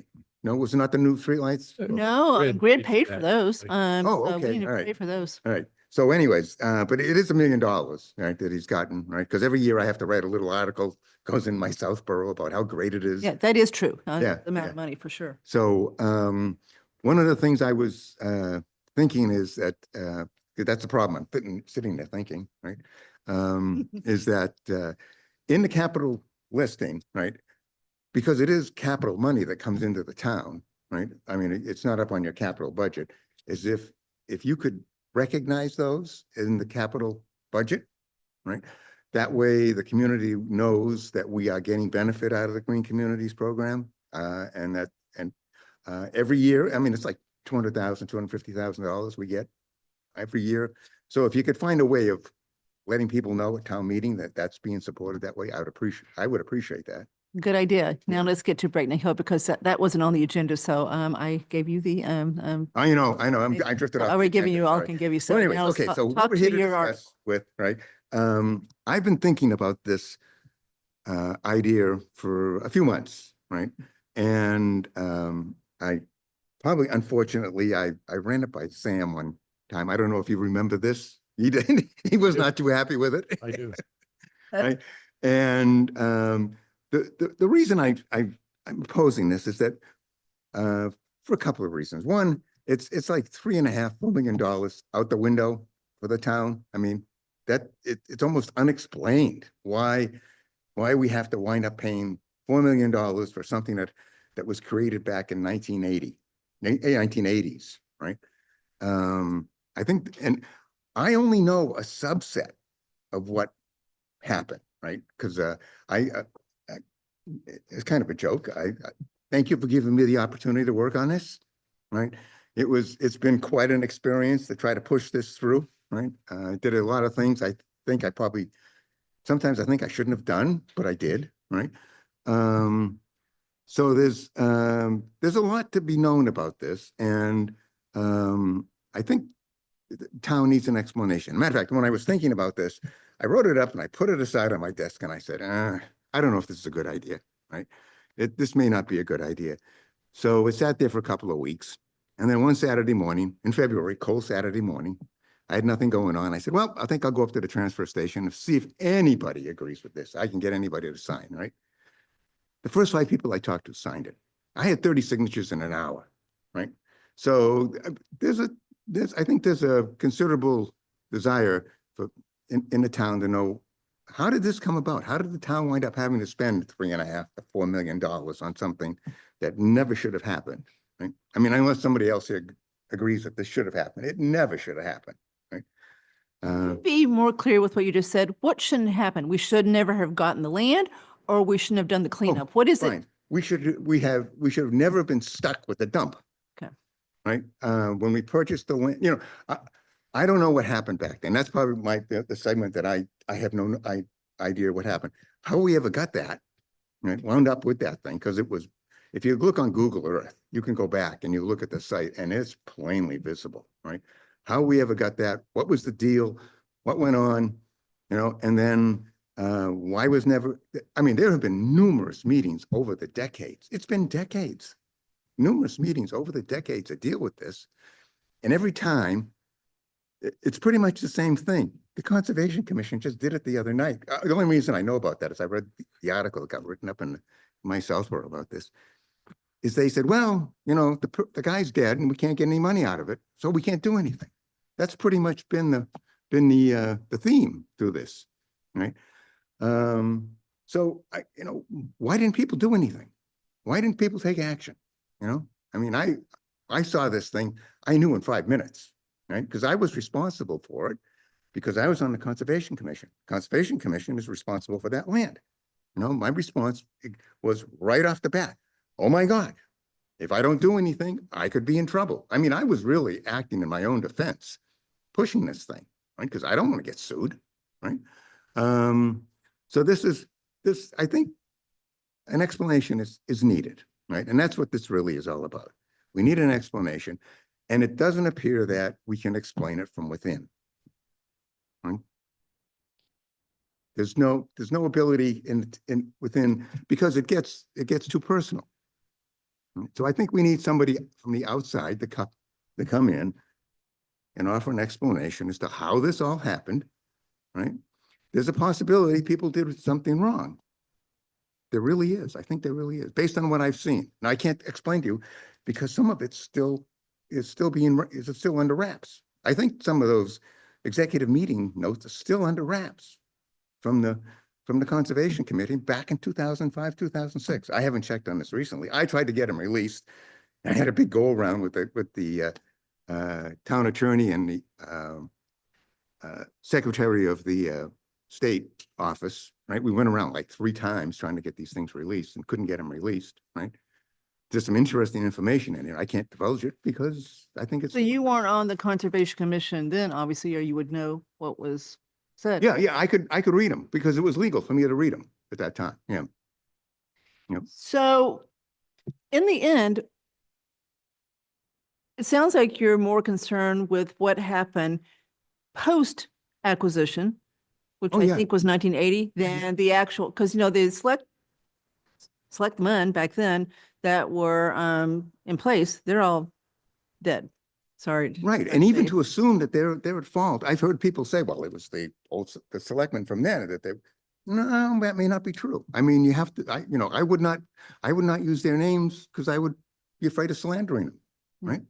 And of course, we didn't have Google Earth in 1980 either to No, be able to look no, at it. no. So your concern is more directed at the Conservation Commission as far as how they reacted once this issue was brought forth by you? Is that where? I'm not going to answer that question because that is saying I blame people on the Conservation Commission. I don't want to be the one to say you're to blame, you're to blame, you're to blame. That's not, I'll get in trouble doing that. I've avoided that like the plague, right? Doing that, this whole process. I mean, I've seen things I could have pointed at people saying, no, I can't do that. I'm just trying to understand what you think an investigation would accomplish if, reports written and said, this was not our finest moment, which is true. Yeah. And I think everybody agrees with that. We're talking about investigating, people who have worked for the town and would be protected by the town legally, I Yeah, assume, yeah. unless they've done something obviously wrong on purpose. Yeah. So I'm just having trouble understanding what the end game would be here besides spending money on a study. I don't know where we would end. I don't know what good it would do, Carl. That's what I'm trying to say. I hope we've learned our lesson as far as what to do going forward with property that we are trying to acquire. But I don't know what going back and opening this would I actually don't know accomplish. if So, we've learned our lesson about dumps. you what? I don't think we've learned our lesson about dumps. Right? So you're talking about the NERI project now? Yes, yes. Yeah. Okay.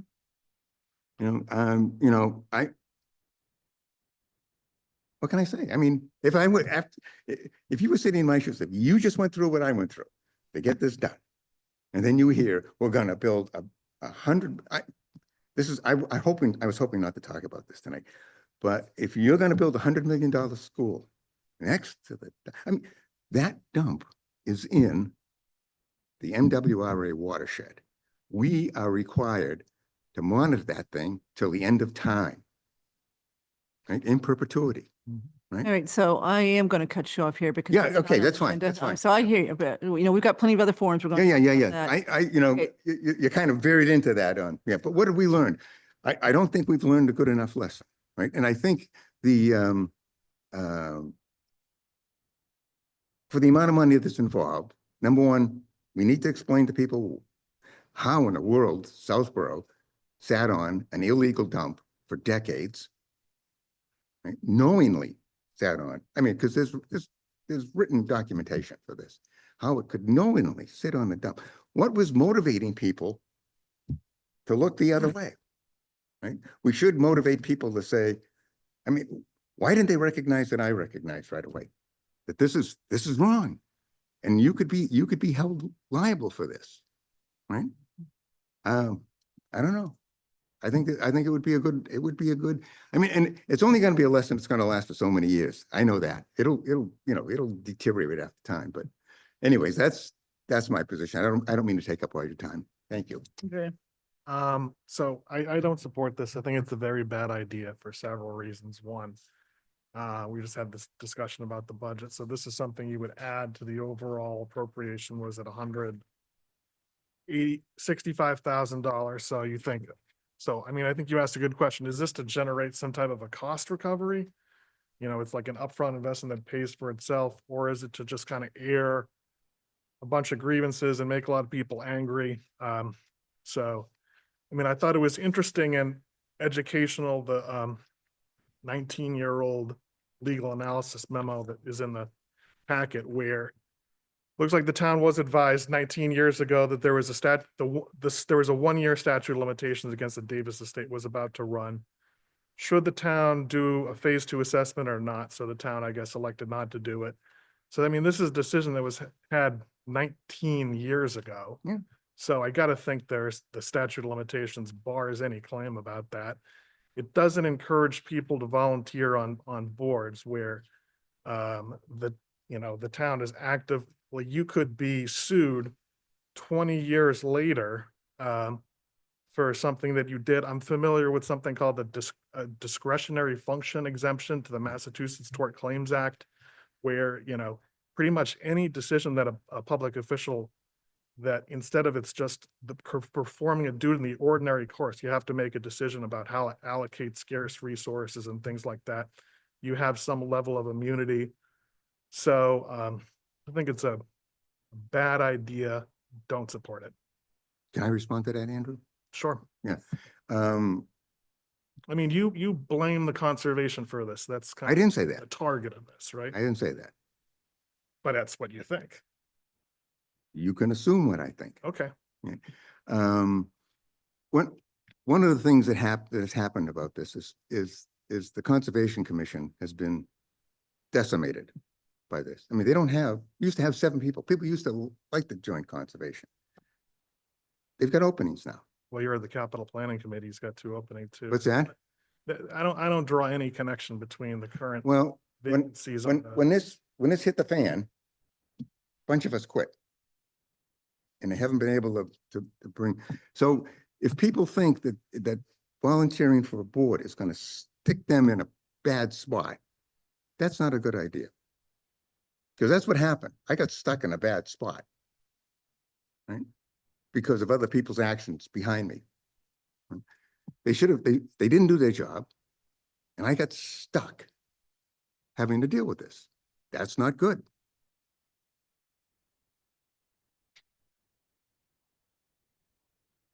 Okay. Sam? As you know, I don't support this either, but two things. One, I think it's important to focus going forward as opposed to revisiting history. And hypothetically, if we come up with a study, for example, that says, person A, person B, person C was quotes responsible for this somehow.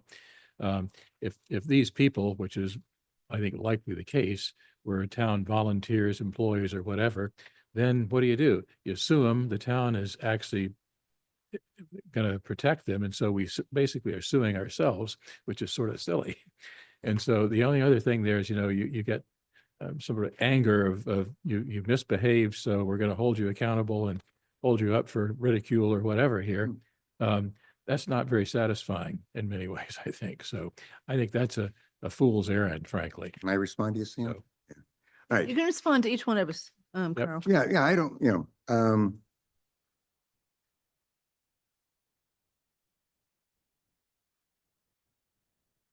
holding people up, making people responsible for what they do is not a bad idea. I mean, that's all I'm going to say, Yeah. I mean, if people do something wrong,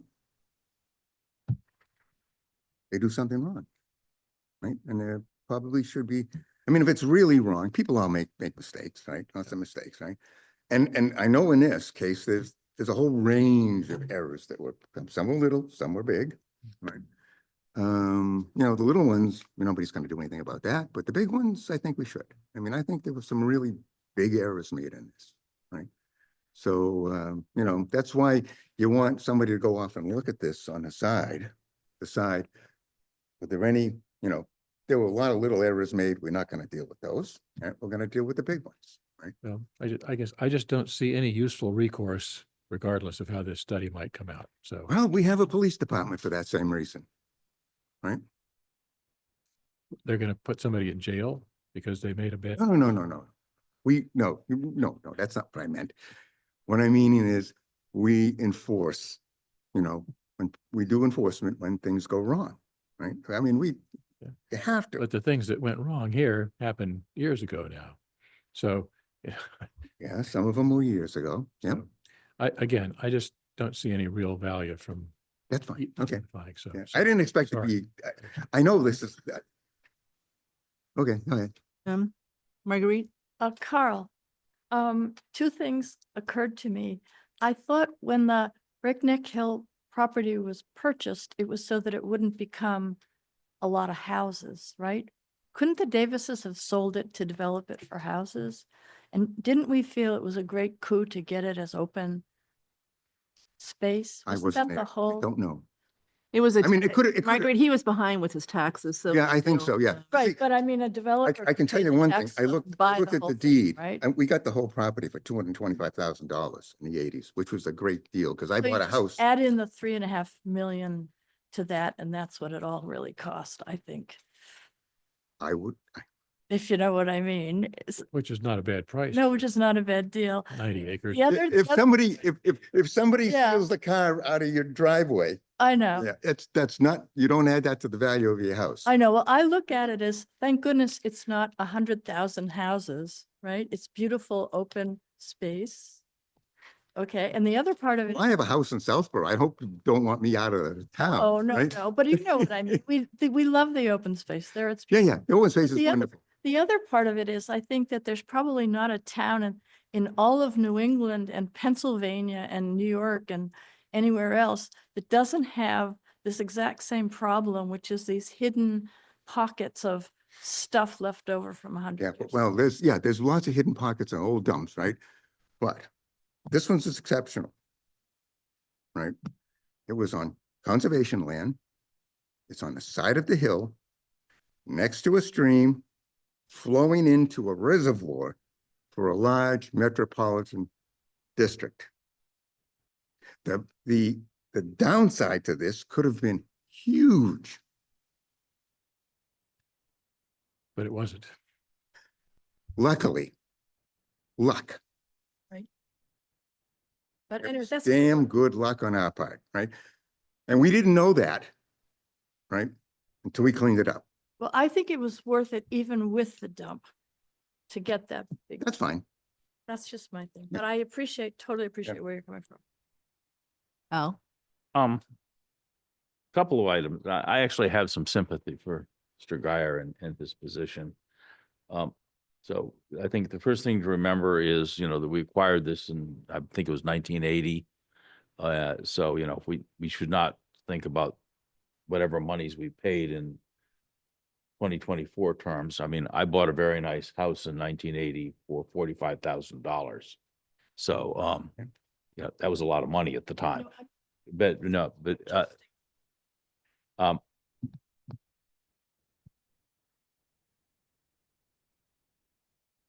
the more I'm, having been in this position now for 2 years, one of the things I've come to realize is that this board's and next board and the board after that and the board after that is going to be responsible for cleaning up the messes that prior boards left and prior residents left.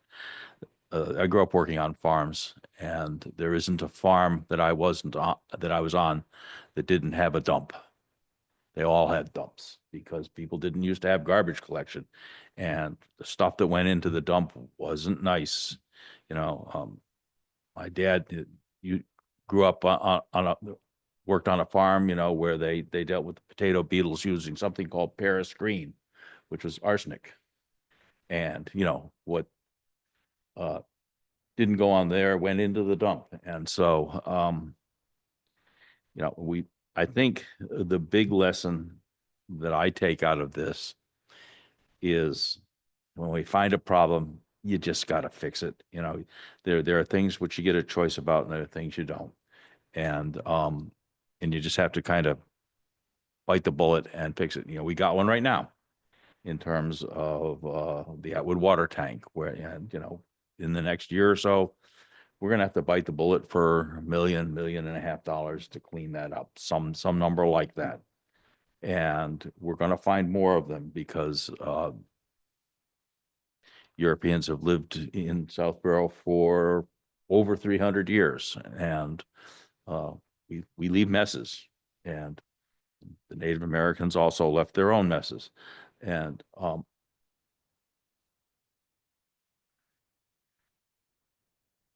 I struggled, Carl, with spending the money, because I don't like to spend money, and but I'm sympathetic to the message that you're delivering here, which is, you know, we have these little time bombs, and we're going to have to deal with them, and we need to deal with them responsibly, and we need to deal with them promptly. That's the big message that I take out of here.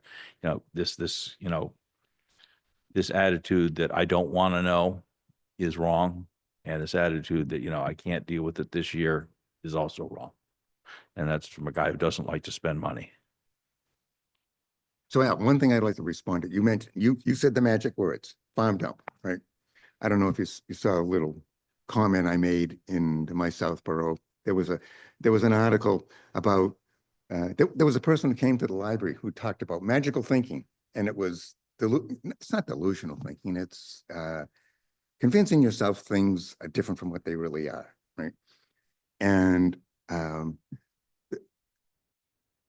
even now, I mean, I was picking on the notes from the Conservation Commission because they're still using the term farm dump. That was not a farm dump, right? A lot of the stuff came out of the gentleman who owned it, had this trucking Oh. repair business right down the end of my street, Middle Road, right? I never knew him, right? I don't know who the person is. I know his name. And a lot of the stuff that came from there was up in the dump.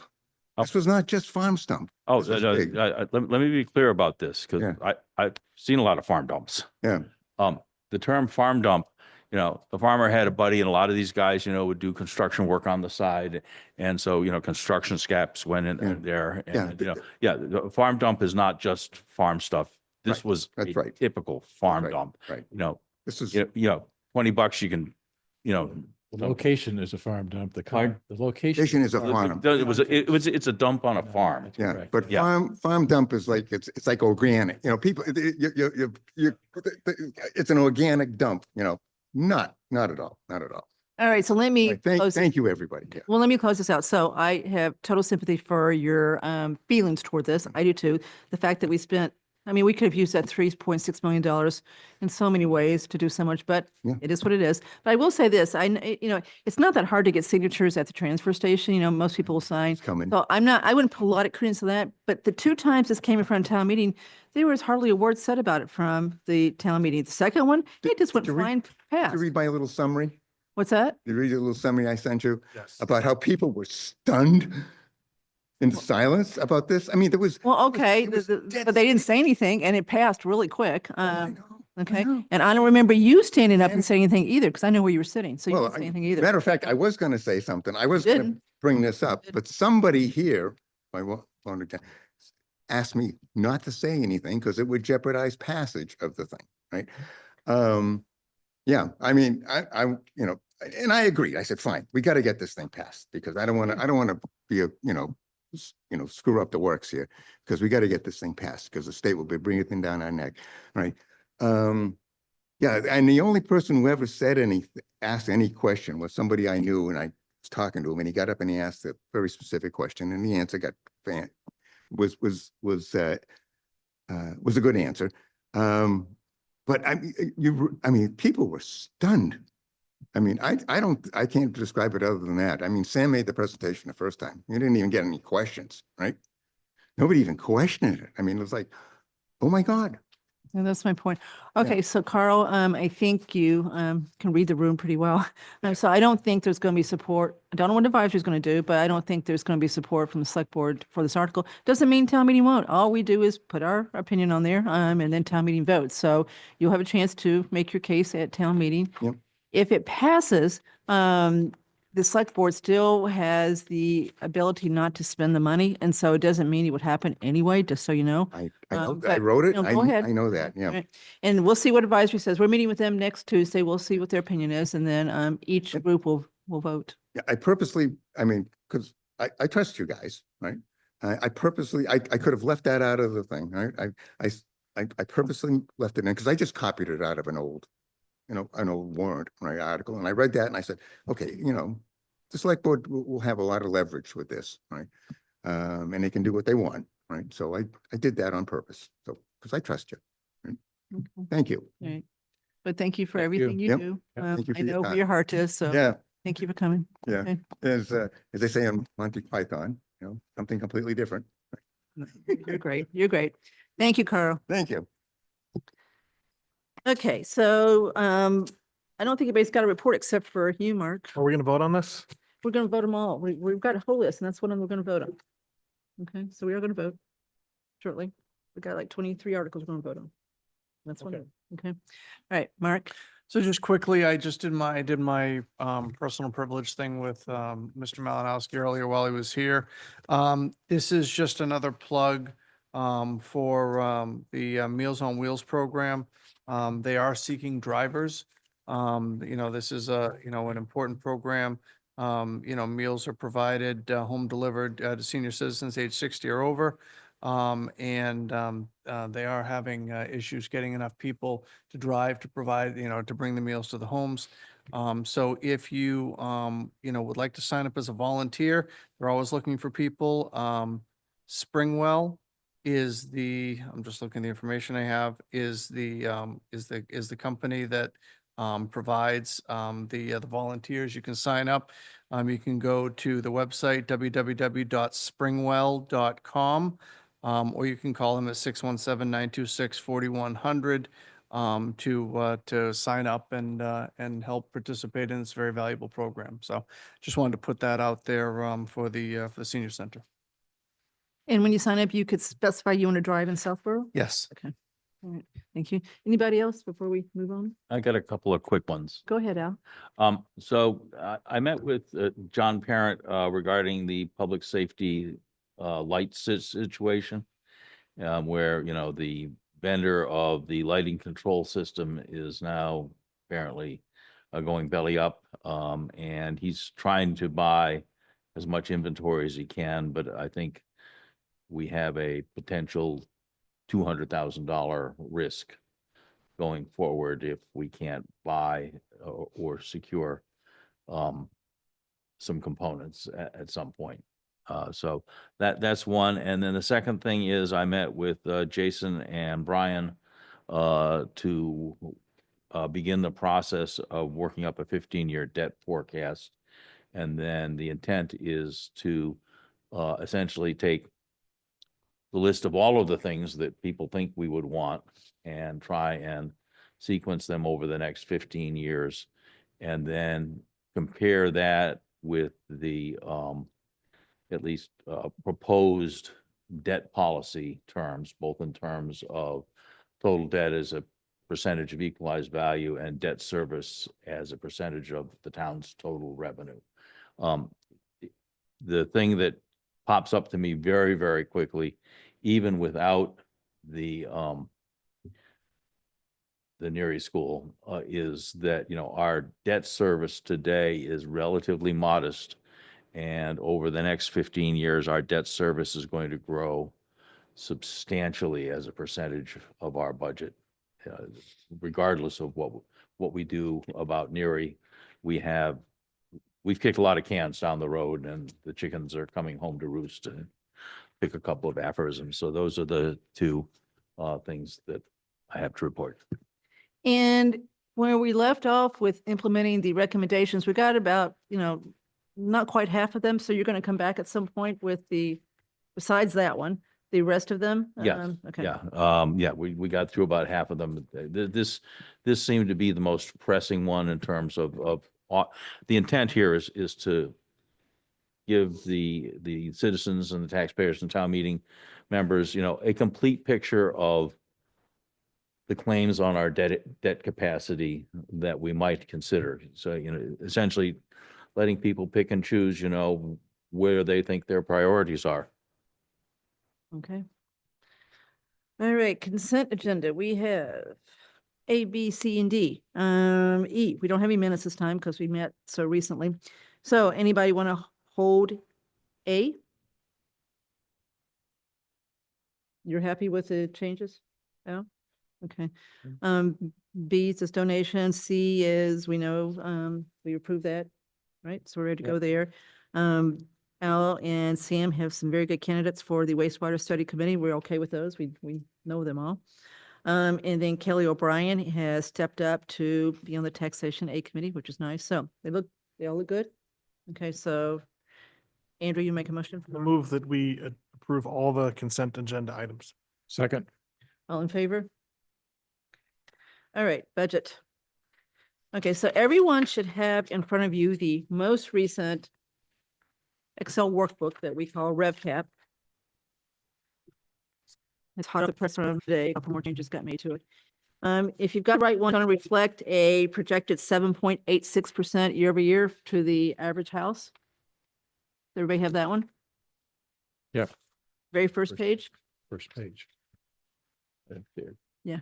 So Vanessa, can you bring Brian over? Everybody have it? Okay.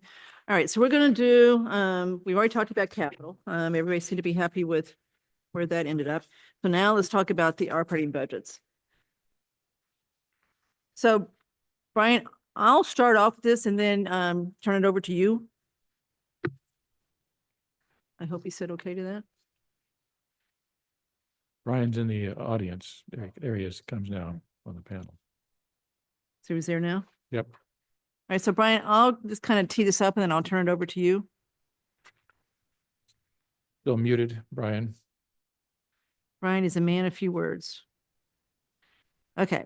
All right. So if you go to page 2, that might be the better place to start here, which has all the individual budgets.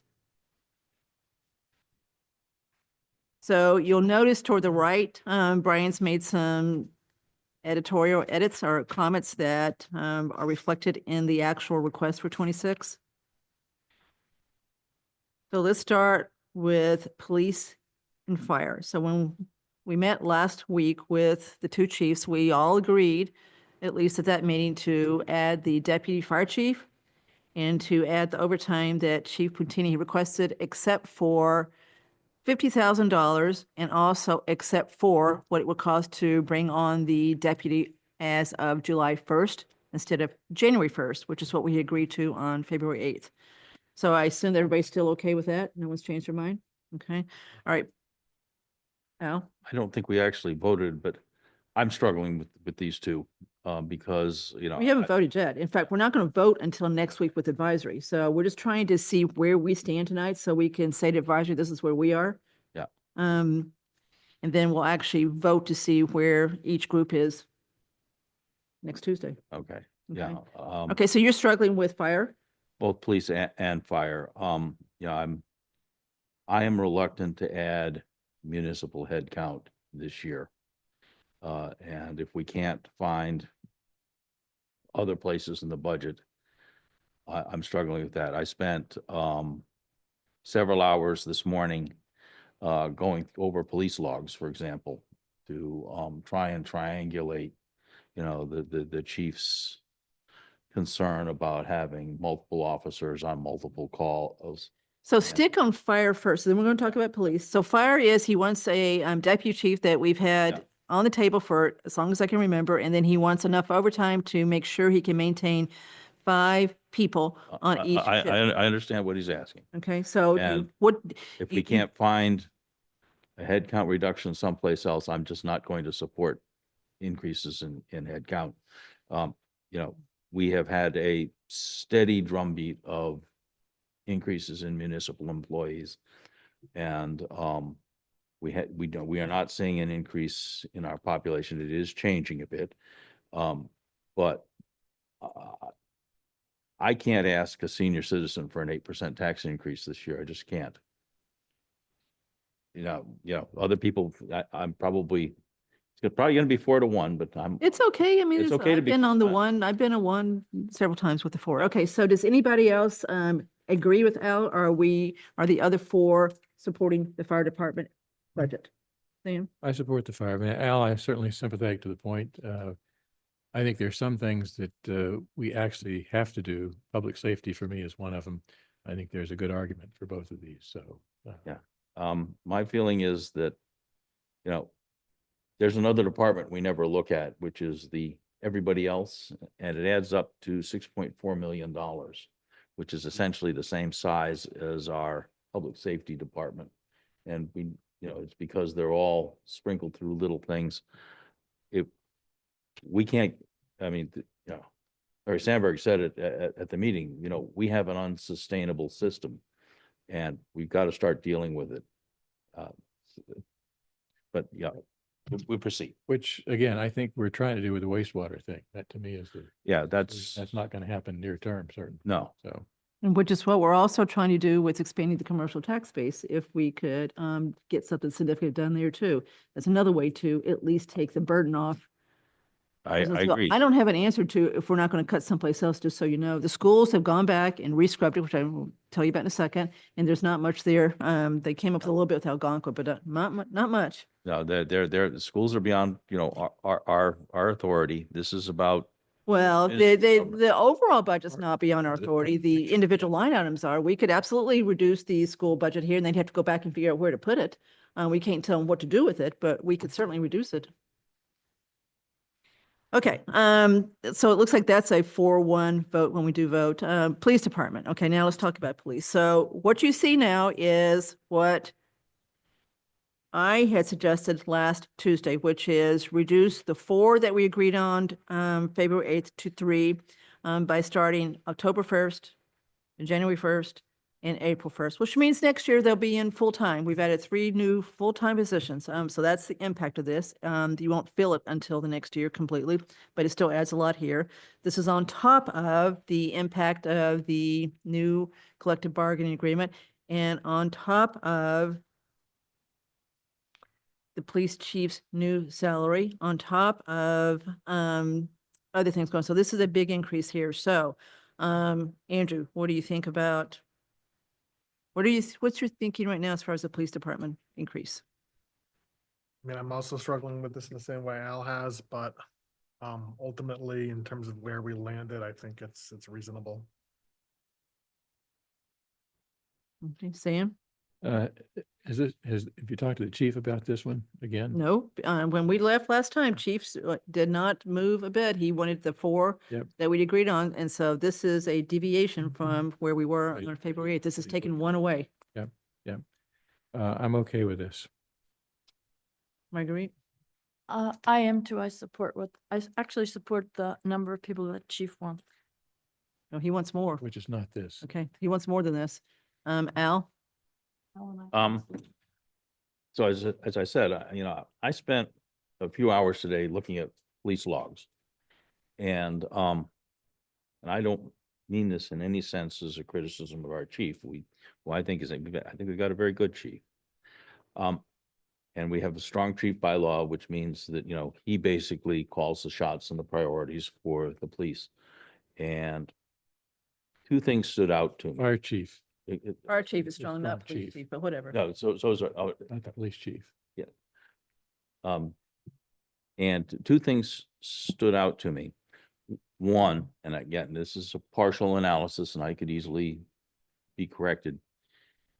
So one of the things that the chief expressed concerns about was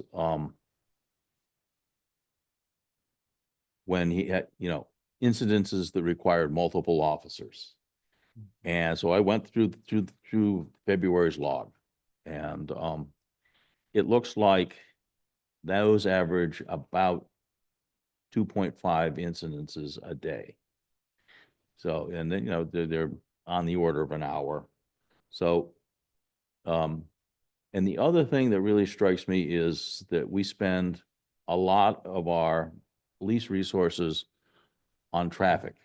And that's a policy decision that, that if we're spending time on traffic patrols, we are not necessarily spending time on other areas and so I think that's a policy decision, and maybe we ought to have a more fulsome discussion on that. But if we can find, I want to keep headcount constant on the municipal side of government this year. I think that should be our goal. This does not achieve that goal, and I got my feet dug in here, and I'm not trying to cause a wedge issue with either chief, but population isn't growing. We're not getting a lot more services. So,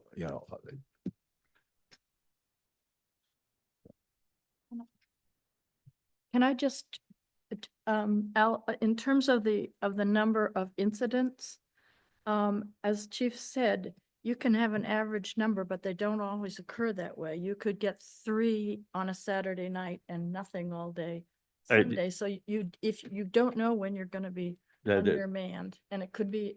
So yes, bad and then thing. that is kind of, my take on, this is now risk assessment. Mhm. And so the standard deviation of that was about 2. The worst day was 7. That's just for, the one period in February that I looked at. And, there were also days with 0s. And now, so I categorize them as, there was an arrest, there was an accident, suspicious activity, and there were 1 or 2 other things. And it's still a partial analysis, but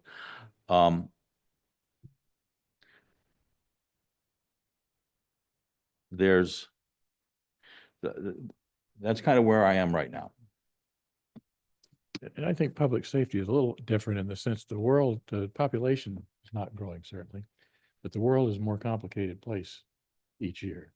More, transient going through town, potential for, other criminal kind of things going on from the traffic that goes through, et cetera. So I think that what the chief is seeing is some of that sort of overall society pressure on the system, which to me is a real risk for the public if we're not ready to respond. Well, But I agree with you. I'll sit down with the chief again, I'll give him, take another shot at convincing me, but, Okay. I just did this analysis this morning and started looking at it. Yep. I like to dig into the numbers Yep. and, I mean, again, that's a reasonable thing to do. Reasonable people can have different views of things. Yeah. So, don't call me reasonable, please. occasionally. No, you're totally reasonable. My take on it is between what Chief Newell said on February 8th that we all heard, what he said last week, I'm not a policeman. I'm not a police chief. I just, put a lot of stock in what he said. I mean, I think it was a sincere, request. He's not getting, the full 6. Now, remember too, the study didn't say put all 6 in 1 year. It said, I think 2, staggered them, right? And he asked for all 6, so he's getting 3. He's got 4 vacancies right now. We think he's gonna have trouble probably, getting the 4 before July 1st. He disagrees, so that's fine. But I do think the world has gotten so more complicated for a variety of reasons. I told you I went to the police chief in my little hometown, and based on what they said, what they have, I mean, they've got many more policemen than we do. They've got a sheriff's department to back up that, the police department, and they've got school resource officer at every single school all day long. Was anybody around last Friday when the Pike shut down and saw what it did to Southborough? So I'm looking out at from my office window and I can see it, and I thought, oh my gosh, the police are probably truly on high alert with what, I mean, there were, transfer trucks just lined up on Route 9 trying to go through. So you never know what's going to happen in a day, right? Who would have thought the Pike would have opened up and sucked people in? So anyway, I'm with you, Al. I am as much of a fiscal hawk as you are. I just don't have, I just think we need this. I think the town probably will support this, if I had to guess. I don't know for sure. I think there'll be some pushback on this one because it's such a large increase, but I just have, I'm going to support the 3. I'm not going to support the 4, but I'm going to support the 3 for now, unless somebody changes my mind. Okay. All right. So anything else you want to say on this one? No. All right. So we'll do the hands at the end of this. Let's get through our discussion first. Okay, the next one is the benefits budget. So the team of Mark, Brian, et cetera, have been working hard to get that down. The initial proposal from Harvard Pilgrim was a 24 point something year over year increase, 24.9, so let's call it 25% increase year over year, because we had such a bad experience, all 3 districts last year with large claims. So at this point, they've gotten that down to about 19. And they have been told our consultant's been told to go back to the drawing board and get it down to 17. And so 17 is what's in what we're looking at right now. So we're assuming that they're going to get it down a couple more percent. The numbers look a little weird between the town and schools only because of head count. So the percentage is going up per policy. It's just you've got people coming out of the plan for the town side that aren't coming out of the plan for the school side. So it is a 17% year over year increase in the premiums that we pay for the same population. Mark, Brian, you want to say anything else to amplify what I just said as far as where we hope we're going to end up? No, I think that covers it. We are seeing, and again, we're not alone in this. Prescription costs are really driving, driving this train. Most communities are somewhere in the, 16 to 19% increase this year. It's just the barrel that we're in. And unfortunately for a community that has seen annual increases south of 5, except for once in the last decade, this is the shock. So this has really been harder for us. Other communities in the consortiums that they're in, they see 10, 12, percent increases each year, and something like this isn't going to make them flinch as much. So we agree we're going to try to restructure this in a way and look at all alternatives between now and the time we actually sign up, right? Yes, Okay, bigger plans, whatever. yes. Okay, but what we're hoping, at least for now, town meeting that we're going to end up with 17 in this number, and that's what's in front of you is 17%. Okay, we're, A real issue too, in addition to our claims, is the big insurers are getting hammered by these weight loss drugs, the Ozempic. I mean, they're killing them. That very expensive stuff. Zillions of people are using that. So it's going to take time for the system to adjust to that, but that's basically a new shock that everybody's dealing with, unfortunately. So we're sort of stuck, I think. I'm just a little confused because you're referring to a 17% number and I'm not seeing that one. You're not going to, because in that budget number, there's more things besides healthcare, right? So benefits includes more than healthcare. Okay, I understand. So you'd have to separate out the healthcare and understand how that worked, understand how many people stayed in and came out. On the town side, we actually took people out. So there, you'd have to really dig down to understand that, but Understood. just year over year, apples to apples, the increase was 24.9, is now 19, and we're trying to get it down to 17. I mean, and that's, again, is there a great logic to it? No, not necessarily, but in light of that information, I think that's one of the reasons why I'm more comfortable with the 3 on the police department rather than the 4. Yeah, because they're going to get benefits too. So, and so Brian has got that built in, the 3 instead of the 4 into his benefits budget.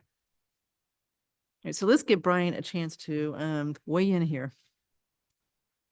Brian? No, I think you said it all, and you know, it's gonna narrow in the next week or two, so. Brian, you're going to have to Can't- start all over because can't hear you're you. very muted. Get close to the mic or turn up the volume. We'll be updating in the next couple weeks. Okay. And hear you now. Thanks. Okay. All right, so I don't know what to say about this one. There's not much we can do other than hope that they are able to negotiate a better rate. And then going forward, maybe use a little bit more creativity, get a bigger group where the risk can be spread, et cetera. But it sounds like everybody's in the same boat for the most part, so I'm not sure even that would help, right? Yeah, we have had discussions with some of our other boroughs, neighbors, Westboro, potentially reaching back out to other communities a little further west, possibly Shrewsbury, taking a look at whether we can put together our own consortium.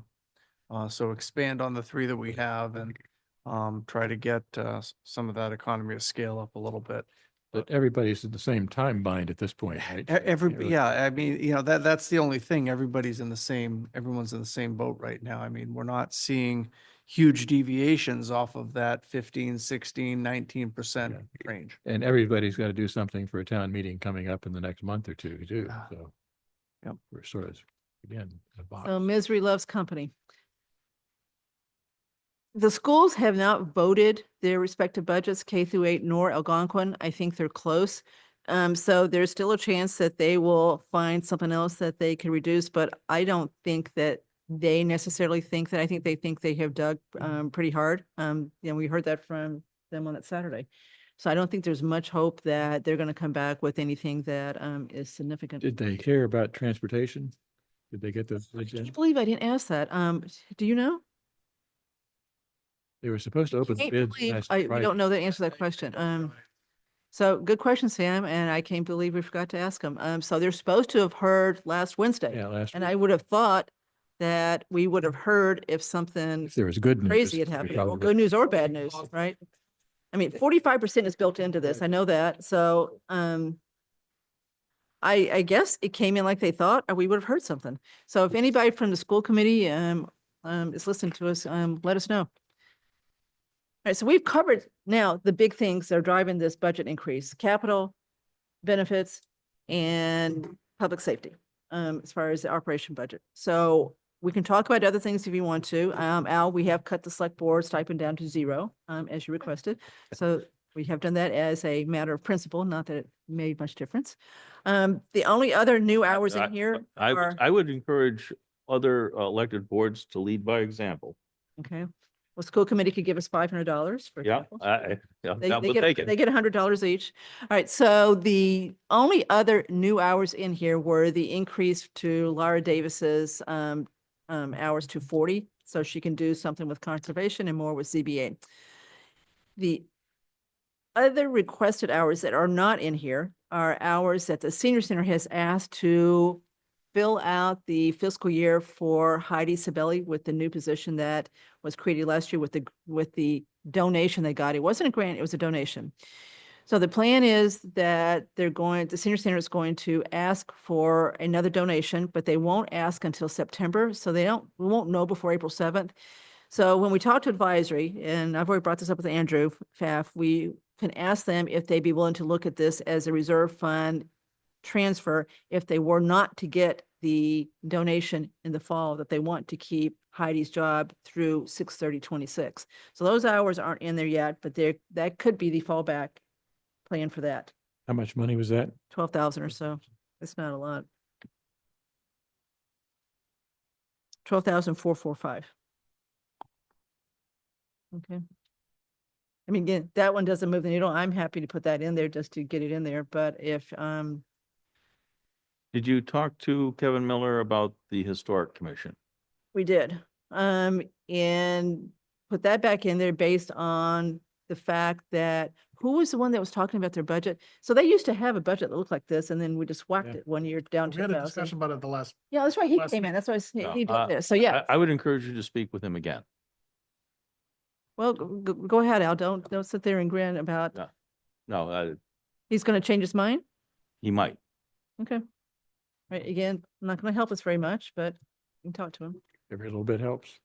Well, that's a pretty little bit. It really doesn't help, I don't think. I know, that, it truly, I think it's still, it might be 7.85 instead of 7.86. But, if that makes you think differently, I don't think it does. But okay, we'll talk to him. All right, that's all I know about the budget as far as things that we could talk about. So I'm open to suggestions.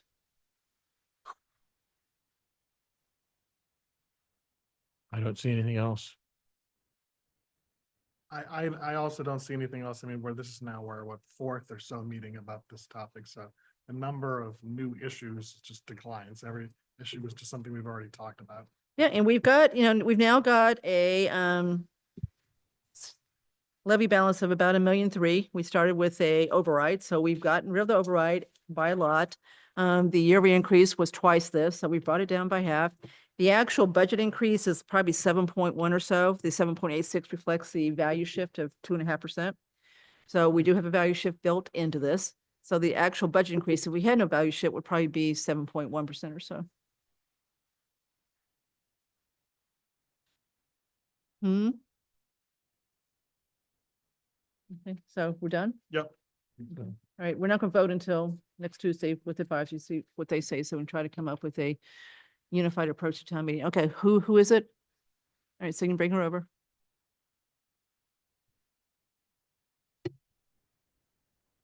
Thank you. Kathy, can you hear me? Can. Okay, I want to back up quickly to the discussion on the school budget. I just have one statement and then one request. So first, I want to thank the select board for your majority support so far. I can't think of anything more important than our public safety and our fire and police department safety. Mr. Hamilton, with a sincere respect for the efforts you put into all matters before you and the time you put in, when the select board opts to do back of the envelope analysis to question experts without hard numbers and facts, I think it's misleading and it's confusing to the public.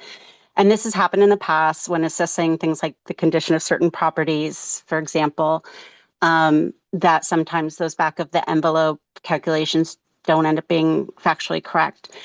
And if you look online on our, community site, which is a good temperature read for what's happening or what the sentiment is in town, our police are unnecessarily, in my opinion, beat up at times for not doing enough traffic patrolling. I think just this past weekend or week, there was a long dialogue about it. Speed is a huge concern for those in town, to the point that they're worried about loss of life. So I agree with you that it's really difficult to face this tax increase, not just for seniors, as you mentioned, but single families, low income families, low to middle income individuals and families. I mean, really a lot of us in town. So I'm going to be eager to see how you feel about when the time comes, how you feel about the Neary School building and whether you personally put that above public safety. And I know I don't believe you've stated a position, so I'm not asking for that. now onto my request, or the select board just to consider amongst yourselves. If in the future, if part of discussion is going to contradict analysis put forward by our professionals, that it should either be done by professionals or with a more thorough data analysis that's actually presented during the meeting. People very much respect you and your opinions, as they should, but then that needs to be handled delicately when presenting facts versus theories so as not to mislead the public. Thank you. Thank you. All right, so now we're going to go through the warrant itself, and this is where we can do a whole lot of votes tonight. Then hopefully we can do the rest of them next Tuesday night at either the 6:30 or the 7:45 meeting. Okay, so everybody have the draft. If you look at the table of contents, we're just going to go through it real quick, and then you got the warrant to look at to make sure. I'm gonna ask a question, which is maybe Go ahead. anticipating something which is gonna come up in the course of. Do you know if the moderator has started to put together a draft consent list? No. He is not. He is not, no. And I was just having this conversation with Mr. Ballantyne earlier today. This warrant is a lot more, I guess I would say, fluid at this point than it should be. So, to try and provide something to him at this point, I'm just trying to wait until we get a little bit better. And I think after tonight, he can have this, town council does have this. So he is taking a look. Again, a lot of the language is already pretty good, but there is some things that we still do need his input on. So Mark and I went through each one of these, and in each case, the ones that we have agreed we could vote on tonight if we choose to, the language is pretty well set. Agree? Okay. Okay, so let's start from the top. So we've got 39 potential articles. So the first three are routine ones that we have on every warrant to accept money from donors, to allow us to borrow, and to allow us to execute contracts that are in excess of 3 years if it is beneficial to do so up to 7 years. Is the 7 in there this time? Okay. All right. Anyone have any problem with those three? Okay, so Nope. Andrew, you want to do all the motions, and Sam, you do the seconding? Gets Okay. through with us? Okay. Let's see if I get the first one right. All right. I move that the select board. What word should I use? Support. Articles 1, 2, and 3. Second. All in favor? Okay, so 5-0 for 1, 2, and 3. Okay, the next group, so if you go to the next page, the next group we think we can look at are 8 and 9. 8 is the annual $250,000 appropriation to the OPEB trust fund to help us try to get that fully funded. And then Carl will like this one. The next one is to rescind the unused but authorized debt for Breakneck Hill Farm cleanup, and that's 600,000 and change. So it's done. And so it ended up costing us, let's see, about $3.6 million. I'm generally fine with these, but I do have a question about it. I don't understand 8 versus 36. We We'll don't, explain when we get to it. Okay. We've I just can- been told to well, we reauthorize it because of Can I municipal- answer the question now if you'd like. So, Article 8 is our regular transfer into yeah, right. the trust fund. But we Okay. already have a trust fund. We do. Yeah. And Article 36 36, authorizes a trust fund. Department of Revenue came out this year and said, with the Municipal Modernization Act, Yeah. they changed the MGL just a little Oh, bit. okay. It's, So we got to reauthorize. council has said it doesn't appear to have a whole lot of significance, but they're suggesting that if you approved it before 2016, which we did, Yeah, okay, that we should just simply be reauthorizing it. So yes, okay. I understand that it looks a little quirky, Got but it. that's really the explanation. Got it. Thank you. That's Okay. only for this year and then Right. it's done. And then and then Well, we're, they change it again. until somebody changes something else and then we have to redo it again. All right, so now that we've talked about that one, let's do those three Yeah. then. Okay, so we've got 8, 9, and 36. Andrew, I move that the board support Articles 8, 9, and 36. Second. all in favor? Okay, the next two would be the pay and classification study that Jason referred to tonight, the $25,000. And then the authority to tap into the MWRA borrowing program, the 0% interest program, up to $1.5 million that would be used for the Lynbrook Road water main replacement. I move that the select board not approve, sorry, support Articles 11 and 12. Second. All in favor? Anybody who's in questions, to speak up. We pick things that we think are easy. Okay, the next one is 15. 15 is basically authorizing the lease payments for leases previously approved in prior years, not this year, but previously approved.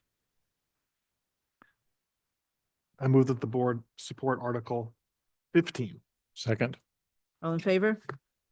Just Okay. out of curiosity, do we actually have to do that? Make lease payments on leases you already Well, we previously had- executed? It's a, Oh, you're saying, do we have to actually approve it given we got a lease signed? Yeah. It does seem to be a little redundant, right? I mean, But it's, what are we gonna do? it's Not, really no different than, it is a form of debt. yeah, so, good point. Uh, I don't know uh, the answer. no, We've been the doing it. towns states can choose not to pay. It's just the consequence of that is should show up in your Substantial. your credit rating where you Yep. choose to default on loan Oh, payments. We can choose Yeah, not you to can pay see- our debts Yeah, too. It's a bad Yeah. decision. So then Yeah, by you can see- doing this exercise, we are affirming we are credit-worthy people. So that's why, yes, it has to be here and we're doing it. But it's probably something that should be on a consent agenda. Town meeting. Definitely. Okay, 16 is to authorize, this is an annual one, we authorize funds to come out of the 9/11 Field Revolving Fund that collects fees for using the field to make the bond payment that was for debt that was borrowed to redo the field. Okay. Andrew? I move that the board support Article 16. Second. All in favor? All right, the next one is the hiring consultants. That is, what are we adding, $10,000, I think, to this I one? thought it was reduced. Yes, we're trying to keep it right around $30,000. Okay. So we'd only have to add 10,000 this year with what's been spent. All right, so the money being added is $10,000. Okay, Okay, so what have we spent it on so far this year? Mark, spot there. Yeah, I'd have to go back and take a look unless Brian's going to help me out. Apparently Nope. not. Okay, all right. You're on your own. Yeah, it's so good to have him. Isn't it? Yes, I'll have to let get back to you on that. Okay, so, but we are adding 10 to it. Yeah. That's true. I just looked to make sure.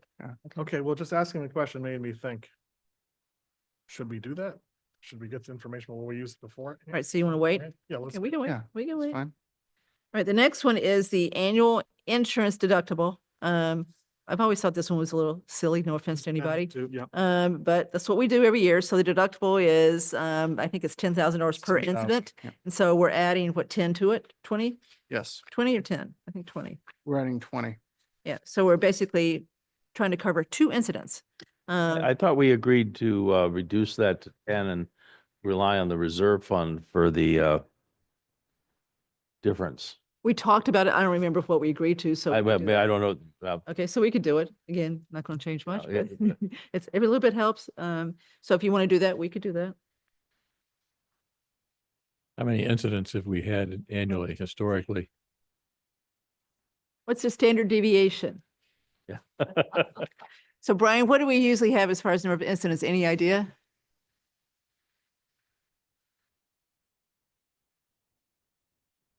I think Brian's asleep. Oh, he's Not got- yet. No, but we did have more incidents this year. I just note in general than we usually do. So I think Carla was big on trying to give a little bit more money into this. What did he just say? Carla, Carla wanted supported more. having more money in. Carla wanted, Oh, Carla. Carla. I thought you Carla said would- Carl. Yeah, More Okay, incidents. Carla this wanted year. more in there. Yeah. Okay, so what's the preference? Maybe 20 if we have more incidents this year. Okay, well, 20 is 2 incidents. So Yeah. Al, you want to stick with 10 or you want to go 20? I'm sorry, I would go to 10 and rely on the reserve fund. I mean, these are all by definition unexpected. Okay, I'd support that. Anybody else want to do 10? We got 2 10s, that one too. 20. You do 10? We've already picked up. Yeah. Okay. right? $10,000. Okay, we're doing good here. Okay. All right, so we're gonna vote on it, but we're voting on $10,000. Correct. Okay, all right, so go ahead. I move that the board support at town meeting Article 18, with the amount being $10,000. Second? All in favor? Okay. The next one is an article. It is an article, so it stays there. It doesn't close out, which we keep to fund retirements during the year when there's a payout for accrued sick, accrued vacation, whatever. We don't know who's going to retire necessarily. For example, Pam's retiring this year. So my guess is, given how long she's been here, it's a pretty big number for her. I don't know. So I'm just guessing. So this is to shore up that fund to make sure there's money there when people retire. I move that the board support at town meeting Article 19. Second? All in favor? Okay, so now the next one, Mark, is one that has been proposed by, Paul Sabelli's got a couple here. This is his first one. So he wants to basically, this is his article, and he wants to fund it through use of his overlay reserve. So it's not coming out of the general fund. And I believe it's $5,000. 14. 14,000, sorry. So he wants to take $14,000 out of his overlay account to fund this to provide for the appraisal services he needs for cyclical inspections. Anybody have an issue? So this does not hit the tax levy, at least directly. I move that the board support at town meeting Article 20. Second? All in favor? All right, the next one is the 100K for John Parent for the Facilities Maintenance Fund. And the next one after that is the 25K for the Recreation Facility Maintenance Fund. Go ahead. I move that the board support at town meeting Articles 21 and 22. Second? All in favor? Okay, we're not gonna do, let's see, revolving fund. Okay, next one's easy. So this is just the article you need to basically allow money to come out of the various revolving funds we have, and I think we've got 10, with rec being by far the biggest one. So this allows a certain amount of money to come out to pay the bills that are supposed to be paid with the fees that are collected. So this is one you have to do. I move that the board support at town meeting Article 23. Second? All in favor? We're going to skip the next group. We're hoping that Ben Smith and maybe some other CPC members will be with us on the 11th to talk about their projects. Okay, which I believe are 3, which is the railing, it's the fire truck, the antique fire truck. What's the third one? I don't remember. Third one's transfer of. Oh, transfer, yeah. How could I forget that one? Okay, so they've been invited to come, so we waited to hear back from that. Okay, we're going to skip 29, 30, and 31. We're going to hear from Mimi Luttrell next Tuesday about the 3 of those. Those are the 3 planning board How about sponsored. 28? We're not doing that one because that's the, Okay. so we're removing that one. That's the cemetery commission that we're not doing for this. Oh, we're not doing it? Well, we never came to an agreement to do it. To Cemetery. amend the special act of 91 to add a cemetery commission. I think Bill still wants to do that. We can do an ad hoc committee that has no real power. But if we want to give them power, we got to go this route to amend the special act. Well, I thought we'd at least gotten to the point, we concluded we had to do the special act, but I thought we weren't ready that this would be something we do in the fall. Oh, To okay, really think about it and do it right. okay, I think we should take it off. Okay. okay. All right, anybody else disagree taking it off for now? This is temporary, as far as annual. Yep. Okay. All right. Good point, Sam. I'm sorry, I drawn a line there. I forgot why I drew the line through it. Okay, 32 is appropriation of cable funds for fiscal year 25 and 26. So this is the PEG money that we get from Verizon, Charter, and Comcast. It's now sitting in a holding account because it's got to be appropriated, which we didn't understand before. So it's still sitting there. We still don't have a contract with Southborough Access Media to go forward. So there's nothing to appropriate at this point. So this is something that probably will happen in the fall too. I'm looking at Sam So- because So we can't actually we could appropriate, but move what? these into, an account that we could spend, though, which we can. We would have to appropriate for a specific purpose, like Okay. what we're trying to do with the Zoom system in this room, Okay. whatever, but we don't have that number either. Okay, okay, Okay, So- so I think this is fall. okay. Right. Yep. Okay, so that one's coming off. Okay. All right, the next one is award contract for evaluation services in excess of 3 years. Again, this is Paul Sabelli. He wants to be able to do the same thing that we did in the first article, or second one, that schools and town can do, to have a contract that's more than 3 years. He wants to do a 5-year contract, I think, to do the personal property appraisals that he does. So he needs this because the one that we normally approve does not pick up the assessor's office. So this is limited to 5 years? Yep. Okay, Everybody okay with that? Okay. I move that the board support a town meeting Article 33. second, All in favor? All right,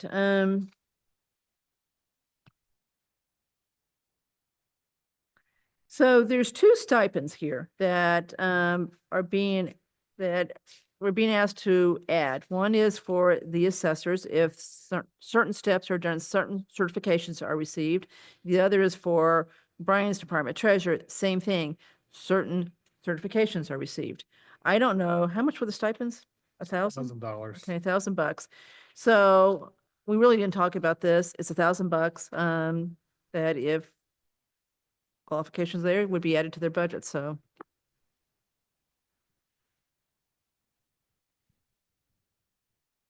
I support this. I'm okay with it. Something you do need to earn. Can I just ask Fairly a silly modest question? Isn't this really part of the salary administration plan? But because it looks like, for whatever reason, it's a statute that, because it has the words, in any city or town which adopts the section, comma, right? So there's a whole, we were just talking about this before the meeting. There's a whole bunch of these kind of opt-in statutes. But you're right, right. I guess the personnel board could also just do this through a local. But these are contract positions. Okay, not okay, through good. the point, good point. SAP, so Right. Okay, all right. I So think. yeah, it's for the assessor and it's for the treasurer, for what so people- these are not SAP. qualification- Yeah, certification yeah. Makes So sense. now everybody understand why this will not be SAP? Yep. Okay, so sounds like there is support for this. I move that the board support a town meeting Article 34. Second, All in favor? Then do set 37. 37 's next. Yeah, the next we're gonna, because it's related. I move that the board support a town meeting Article 37. Second, All in favor? 5-0. So everything's been 5-0 so far tonight. We're going back to that one. It Okay. doesn't look like it's complete in the. That's warrant. right. It's not. So this one, we're not ready to vote on. I think we're going to support it. But it's not ready. The language is not there. So what Yeah. does this mean, if someone could explain it to me? Yeah, I think Mr. Hamilton was working with Yeah. council to have him prepare something on this. I thought we were. Basically, today, it allows somebody to performs senior tax work-off services for another person. So if you have somebody who's incapacitated, a volunteer could come and offer to work off there. So, this is a great thing for, volunteers for young people or, cousin, brother, significant other, whatever. It's a way of providing relief for seniors who may not be physically or otherwise capable of actually performing the tax work-off service. expands access to the relief, which is great. Yeah, Is it limited to just people who cannot perform the work? I don't know that that's the case. In fact, I don't think it is the case. Somebody could A do friend. it on my behalf. And Yeah. or by a work off, you're actually behind on your taxes, or you. No. This is the, Yeah. the tax work-off where you can get, up to Okay. $2,000 of, Up to two, okay, so there's a cap on it. yeah. Okay. Yep. So sounds like a good idea. Yes. All right, so we'll vote on that when we get the language into the warrant. Okay, we've already done 36, we did 37. So the next one is accepting Mass General Law for investment of trust funds, which allows more choices, but still good choices. It's using what they call their prudent investment rule. I think this is a good one because we have traditionally had very low performance on our trust funds. Yeah, because we couldn't State do law- much. State law restrictions. It was very restrictive as far as what they could do. So Very this gives thing. more choices, but still not adding a lot of risk is not the intent to the portfolio. 38. But after the last couple of days, I'm not sure. Okay, so I think it's a good idea. Al, any questions on this one? No, I don't think we'll be investing in beefsteak mines. In Bitcoin? Bitcoin. that's right. Stay away from crypto. Okay, Andrew. I move that the board support a town meeting Article 38. Second, All right, all in favor? All right, 39 is Carl's citizens petition. Andrew, Move that the board support at town meeting Article 39. second, okay, all in favor? All opposed? Okay, so that's the one that's 05 opposed. Okay, so we've gotten through a Yeah. ton of them. So So, I'm sorry, just to close one issue up and that Mr. Dennington brought up, we have Ms. McAuliffe with us also. Thank you for looking into that. I appreciate it. And she, well, no, she took it upon herself. Okay, The big invoice that we paid in this past year was the public safety staffing study. okay. yeah. And then we had a couple of smaller bills. One was a par for the that's the right. Atwood. So what's the total? So it was 27,687.50. Current balance in the article is 25,539. Oh, so can we you put say it back those up to numbers? 35. You went really fast. 27,687. Okay, so we have spent almost $30,000. Yeah, Yeah, and right. but And it's so down the to current 25. balance in This the is an article is down to just over 25,000. Built now up we- over a year? Yeah, this is an article. It doesn't close out. So now we put it back up to 35 if we approve Recharging it. 3,000. Okay, all right. Okay. Okay, so you want to do it? Sure. All right, so let's go back Thank to you, that Carla. one. Yeah, thank you, Carla. Okay, so that one is number, where is it? Where is it? It is number 17. Oh, there it is. Okay, so Andrew, I move that the board support a town meeting Article 17. second, okay, all in favor? Okay, so that's all we intend to do tonight. We're going to I'll meet. put the grid together. And Bridget, I'm talking to you. You do not have to record each of those votes. All you have to say is see attached. And we'll give you a attachment to Mhm. reflect the votes to save you a little trouble on the minutes. Okay, so next Tuesday night, we're going to start at 6:30 with Mimi Latrell. She'll talk about the 3 planning board articles. We can vote on those. We hope Ben Smith's going to come, talk about the CPC, at least the substantive articles. We can vote on those. Then at 7:45, we will join the advisory meeting. They're going to start at 7:30 to do some administrative stuff. We'll join them. And then for the first time, really, talk about the budget since our February 8th summit and see if we can come to a meeting of the minds and vote on what needs to go in the warrant so that Mark's got that to get ready for the following week when we sign it. Okay, everybody agree with the plan? Okay, so remember, it's all Zoom. So we'll go on at 6:30 with our Zoom, and then we'll have to log off and log on to the advisory Zoom. Okay, so we will not be here. All right, any more public comment? Any other? Okay, all right, motion to adjourn. Move that we adjourn. second. Okay, all in favor?